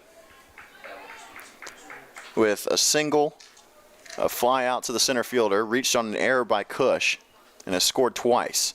Swears to bunt here, pulls back as the pitch was in the dirt by Strain, and the count 1-0. If High Point cannot hold on to this game, in which they led 6-0 as Barnes squares to bunt again and the pitch is outside. If High Point loses this game, they will play tomorrow in an elimination game, and the rest of their games the rest of the way would be elimination games. You can only lose once in this double elimination format, but if High Point wins this game, they will be back here later tonight to take on the winner of Georgia Southern and UCF, Central Florida, who will play at the conclusion of this game. And Strain is behind in the count big time, 3-0 to the 3-spot Barnes. Corners are in. Strain fires, squaring to bunt again on a 3-0. Barnes gets it down. Strain will throw over to first, and that is an out on the sacrifice bunt by Barnes.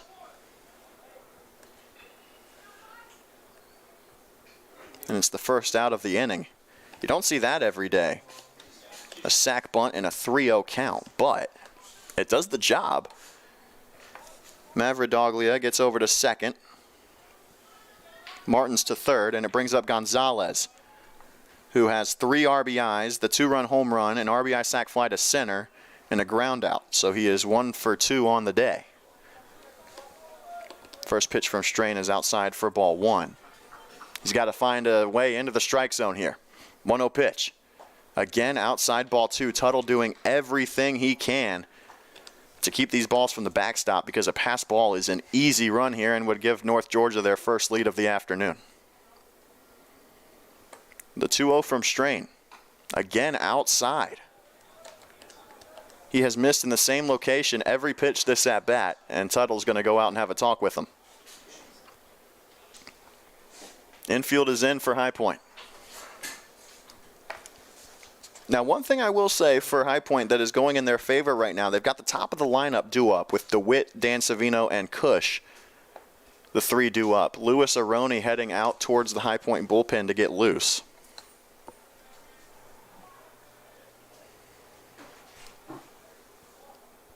3-0 to Jonathan Gonzalez.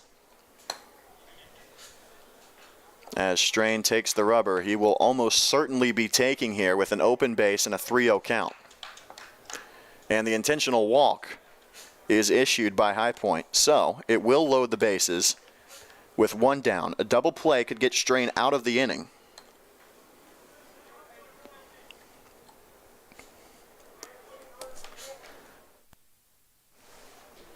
Courtesy runner for the catcher Gonzalez is going to be Alex Parkman. So Martin's on third, Mavrodoglu on second, and Gonzalez on first, with Brett Miller, who is 1 for 2 at the plate with a walk, a single, 2 runs scored, and a fly out to center.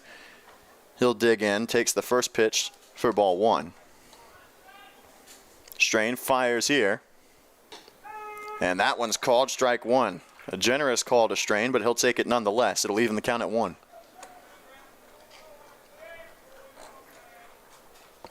1-1 pitch. Grounded just foul. That could have been the double play ball that High Point needed to get out of this inning, but ended up rolling well towards the fence. But still Strain 1 strike away from getting a big out number 2.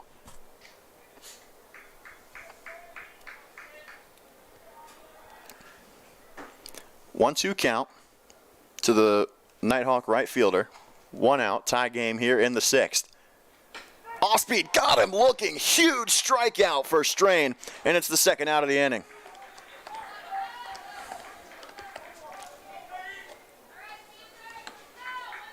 It's the first High Point Panther strikeout since the first out of the 3rd inning. And it couldn't have come at a bigger time. There's a strike for Anderson. And Strain is ahead in the count here. 0-1. Strain from the windup now. That pitch is low. And Tuttle does a good job to block it because still with a runner on third in this tie game, a pass ball is an automatic run. The 1-1 from Strain. Line to the right side, and that's going to drop. 1 run is in. 2 runs are in. The janitor throw from right is not in time, and North Georgia takes a 9-7 lead on the 2 RBI single from Brady Anderson. Man, High Point had a chance to get out of this inning, still tied. And that one was just roped by Anderson down the line. And so it'll be 1st and 3rd for the Nighthawks, with Heron coming to the plate. The good news is Strain has had a much easier time here in the last couple of batters faced, finding the strike zone. He's ahead here and working quickly on Heron. 0-1. The pitch. Grounded to the left side. Nagel picks it up. Throw is in time, but the damage is already done for High Point. 2 runs across on the big RBI single from Brady Anderson. And we'll go to the bottom of the 6th. High Point trails for the first time in this game. It's 9-7.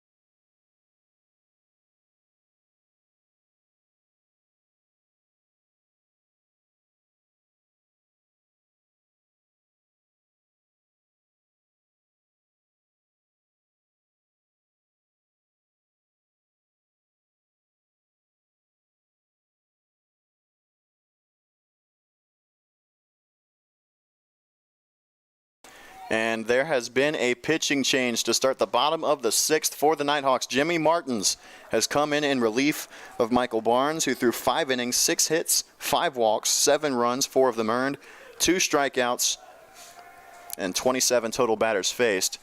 Barnes transitions to third from the mound. Martins comes to the mound from center field, and the third baseman, Jake Herron, is now out in center, where Martins had been before coming to the mound. The leadoff man is Quinn DeWitt, and he takes the first pitch for ball 1. That one also misses, and it's ball 2. This is a massive inning for High Point. Dan Savino on deck, who's 3 for 3, and Cush behind him. Quinn DeWitt shows to bunt, pulls back, and it's ball 3.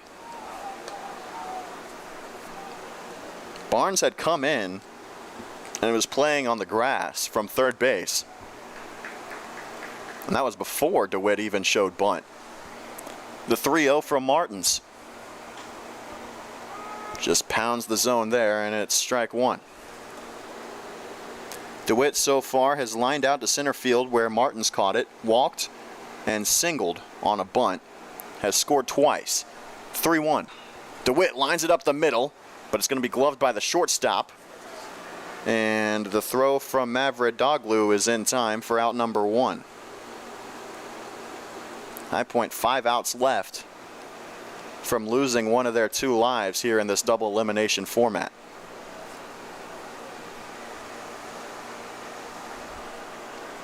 So again, if High Point can come back and win this game, they will play the winner of Georgia Southern and UCF tonight after UCF and Georgia Southern's game. If High Point can't come back, they will play tomorrow in an elimination game. First pitch to Savino misses upstairs, and it's ball 1.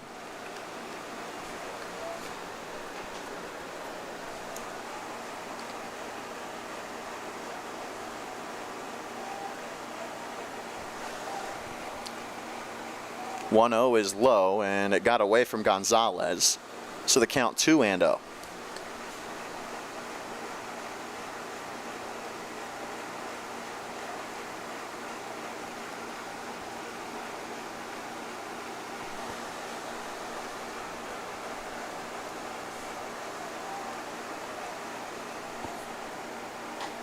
Pitch again upstairs to Savino. Count 3-0 for the second consecutive plate appearance for the Panthers. Got to work the count here. Cush is on deck, and he is 1 for 2. Savino watches that one in, and it's again called strike 1 with a 3-0 count.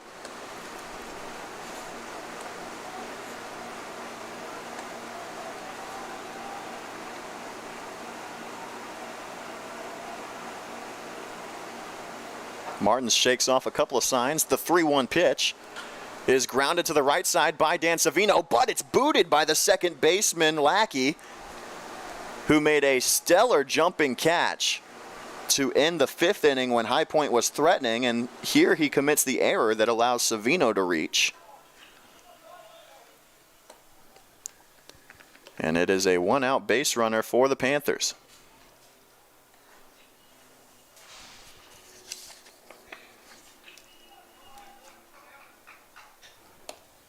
It'll bring up Oliver Cush with Brady Oswick on deck.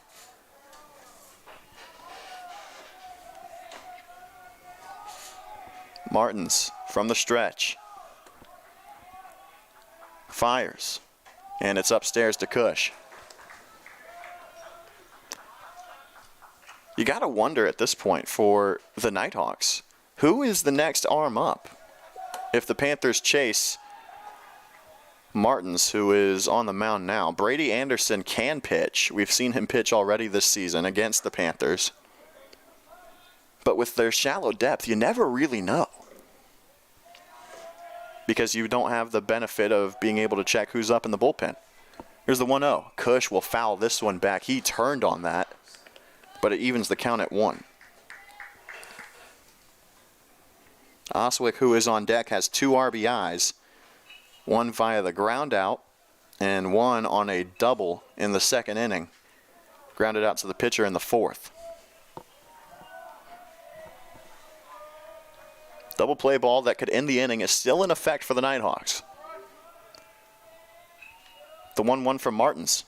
Off speed, bounces its way in, and Savino will take second easily. Runner in scoring position for Cush, who's now ahead in the count 2-1.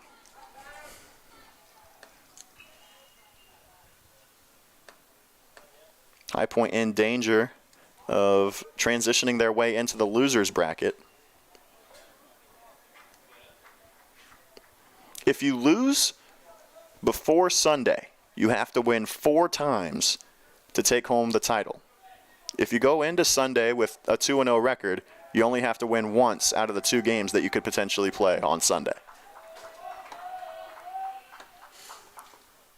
Cush will watch that one inside for ball 3.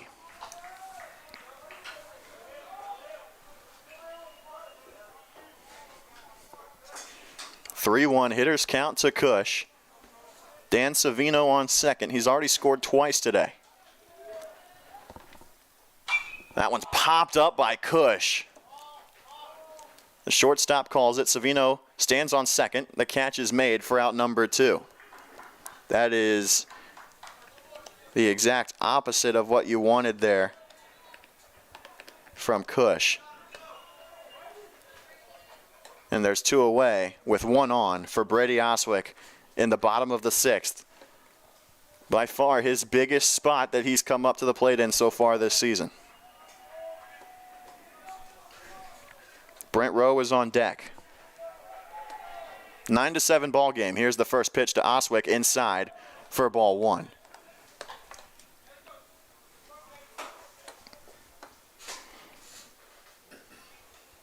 Oswick, one of those no batting gloves hitters. Flesh to wood, as they used to call them. It's more like flesh to lizard skin at this point. Off speed doesn't make its way back down into the zone. 2-0 count to the Panthers cleanup man. Due up for the top of the 7th is the 8-9-1 for North Georgia.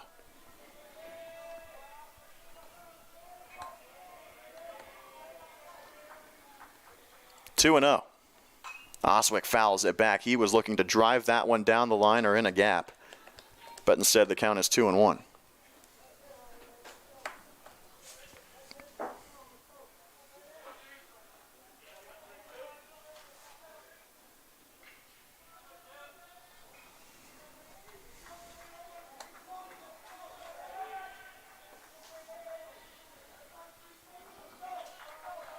Martins, the 2-1, upstairs, and Oswick offered at it.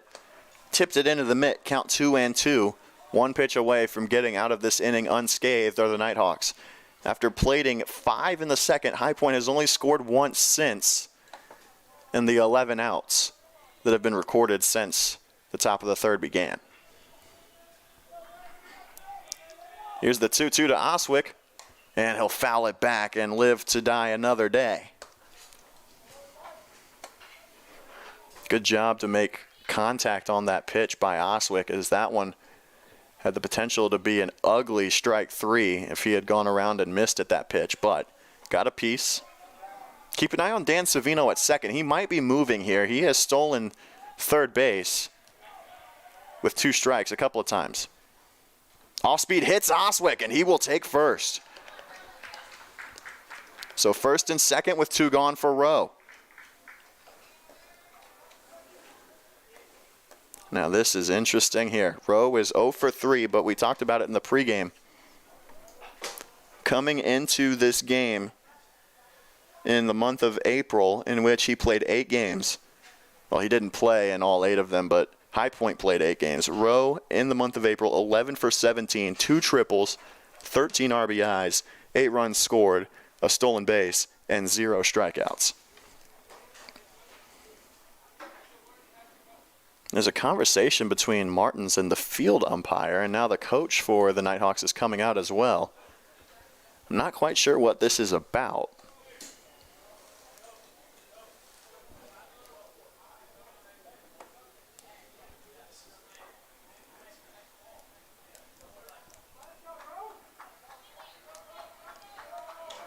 Everybody's dispersed back to their original positions, and Rowe will come to the plate. Nagel is on deck, should it come to him.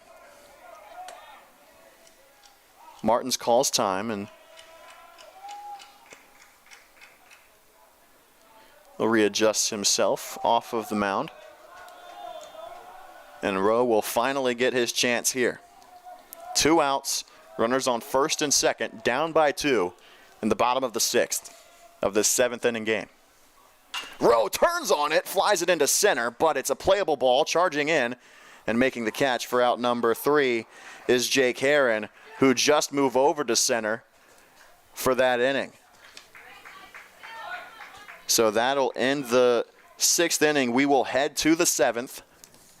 And it is 8-9-1 due up for the Nighthawks, their last chance to add to their lead before we get to the bottom of the 7th.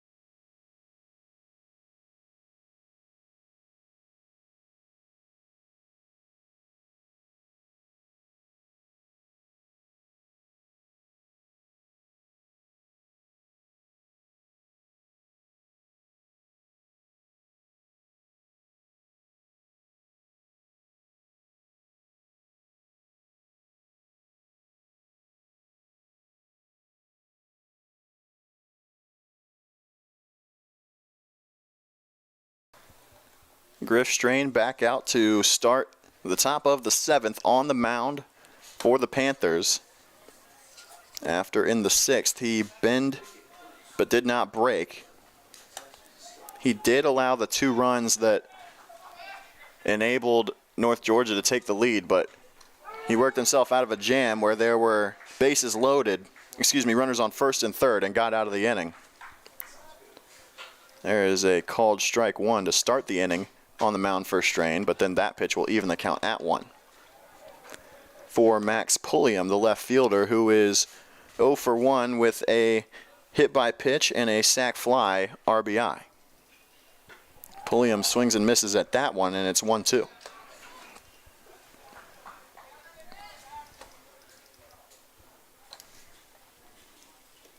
Strain will fire the 1-2, and it is called strike 3. A good frame there from Tuttle, a generous call from the home plate umpire. As you can see, UCF coming in, getting ready for their game up next, but it's out number 1 in the inning. Second strikeout of the day for Pulliam, and it will bring up Mason Lackey, and he'll watch the first pitch in for strike 1 called. Jimmy Martins, who had started the game in center and is now the relief pitcher on the mound, is on the on-deck circle. Fouled back by Lackey, and quickly behind 0-2. Strain is doing his best here to give his team a chance. If High Point cannot come back in the bottom of the 7th in order to win this game, they will play at noon tomorrow in an elimination game. As that ball is low for ball 1. I don't mind that spot from Strain at all. Try to get Lackey to go for it, especially the 9 spot in the order. And Lackey will fly this one into left. Cush settles under it and he'll make the catch for out number 2. High Point came into this game with a 21-3 record. 2 of those losses were to Maryland. Lost both games of a doubleheader. The other loss was to this University of North Georgia team. In their first year of existence, they came into this game with a record of 10-6. Earned the at-large bid after Embry-Riddle dropped out of the tournament. And that is called strike 1 to Martins.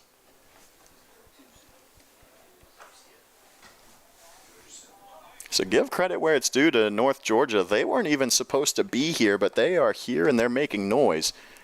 Again, Embry-Riddle earned the at-large bid but declined it, and now here is North Georgia coming in and trying to make the most of the opportunity that they have. They hold a 9-7 lead against the number 1 seed, who went undefeated in conference play. 2-1 pitch is fouled off to the left side. It'll be foul. And the count 2-2 with 2 outs to the leadoff man.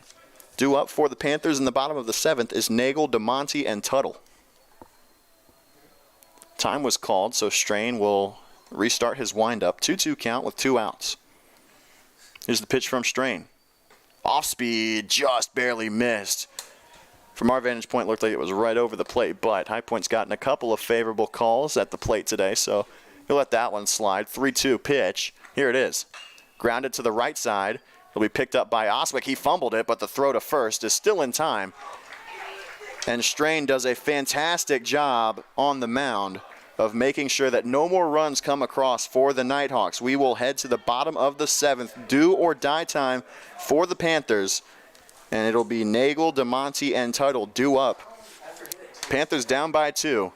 And if they lose, they will play in an elimination game tomorrow. If they win, they'll play again later tonight. Come back for the bottom half of the inning after this.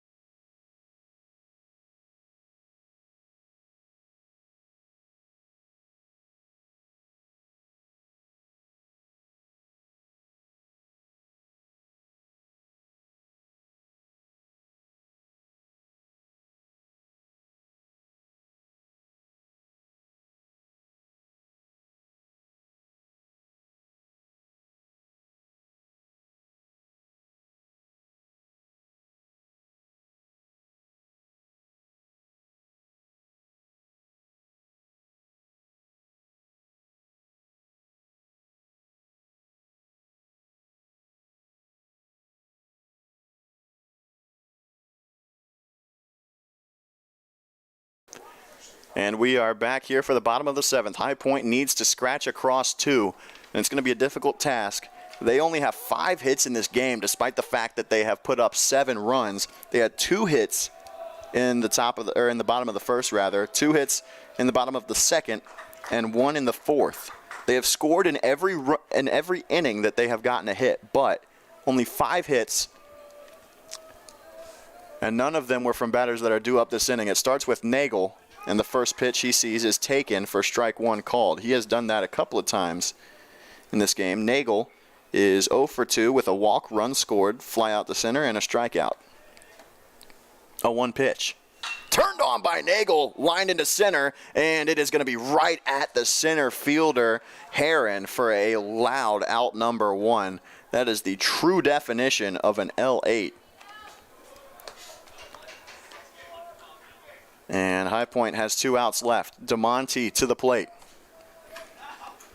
He is 0 for 2 with a line out, a ground out, and a walk, as well as a stolen base.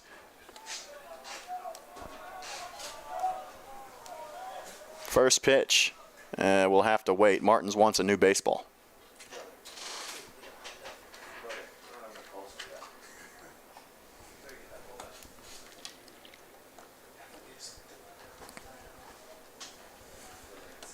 I believe Tuttle will be on deck. Can't tell from our vantage point. It'll be his first plate appearance of the day if he goes. Pitches upstairs for ball 1 to DeMonte. So the new baseball didn't help that much.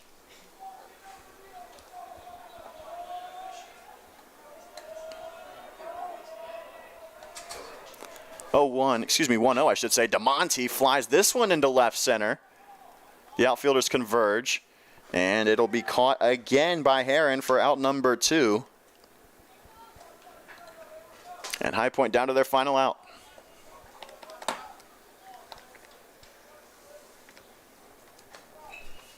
And it will be Tuttle who comes to the plate with James Harris on deck.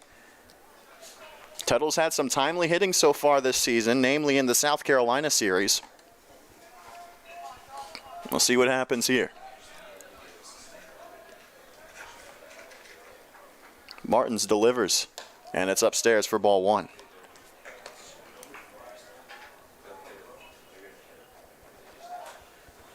Smith, who had batted in this spot before him, was 0 for 2 with a pop-up, a ground out, and a walk.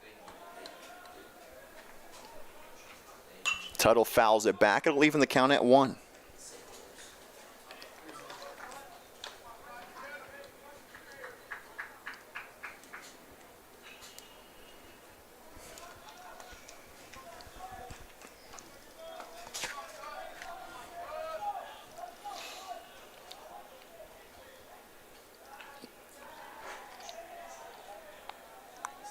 Martins from the windup.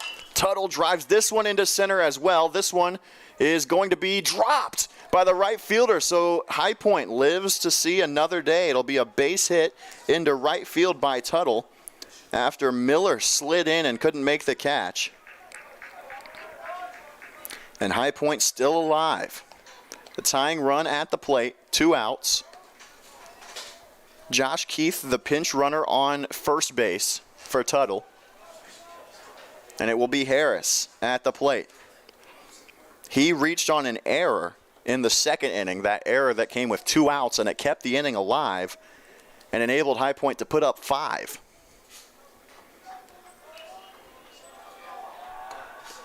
DeWitt is on deck, the leadoff man. Martins looks once, twice, and Harris calls time at the plate. Again, Josh Keith, the courtesy/pinch runner for Tuttle on first base. Martins delivers, and it's upstairs to Harris for ball 1.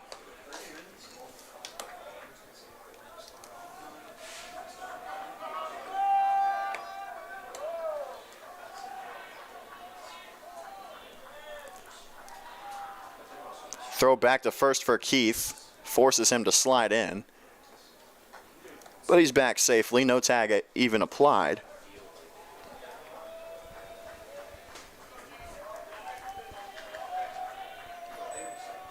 Martins toes the rubber again. Harris prepares for it. And the pitch is in for a called strike 1.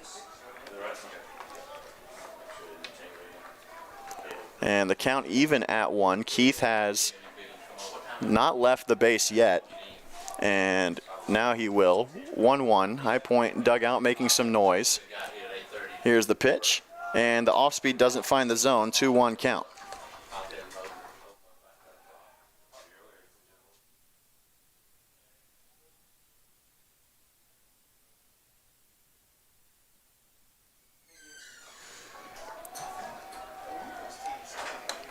The 2-1 to Harris. Here's the pitch. Harris lines it to the left side. The shortstop picks it up, bobbles the throw, and it's away from the first baseman. Keith is going to motor to third. Harris gets into second on another error by this Nighthawks team, and High Point is still alive. The winning run has come to the plate.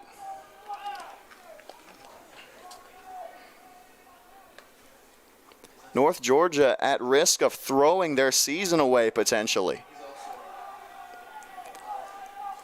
the shortstop, Mavridoglu, had moved over to cover a potential steal by Keith, and because he was playing up the middle, he bobbled the ball and then made a bad throw, and a mound visit here after the E6. And it will bring up the top of the order, Quinn DeWitt.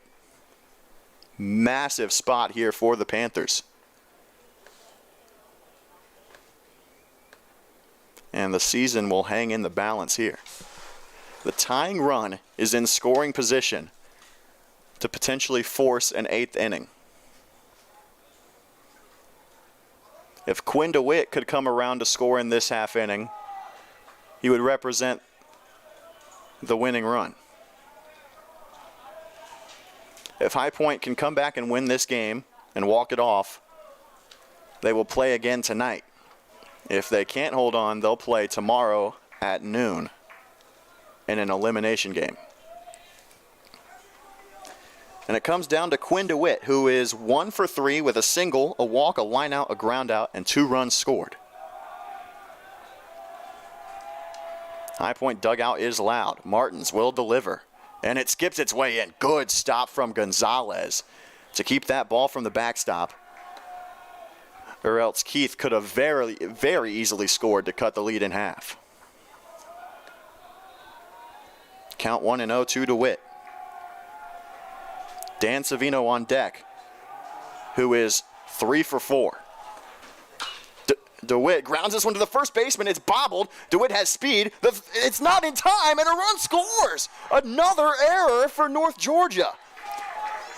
If anybody but Quinn DeWitt hits that ball, it's game over. But his speed was just too much for Brady Anderson to handle at first, and it is 9-8. And it will bring up Dan Savino. Keith came in to score. Harris moves to third. DeWitt is on first. And Dan Savino, who already has 4 RBIs with a chance to walk it off potentially for the Panthers.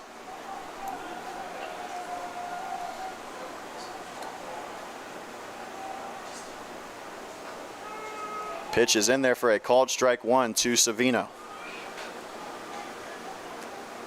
Dan Savino with 2 doubles and a single to his name, 4 RBIs, 2 runs scored, and a stolen base. He has reached base all 4 times. 1 was on an error.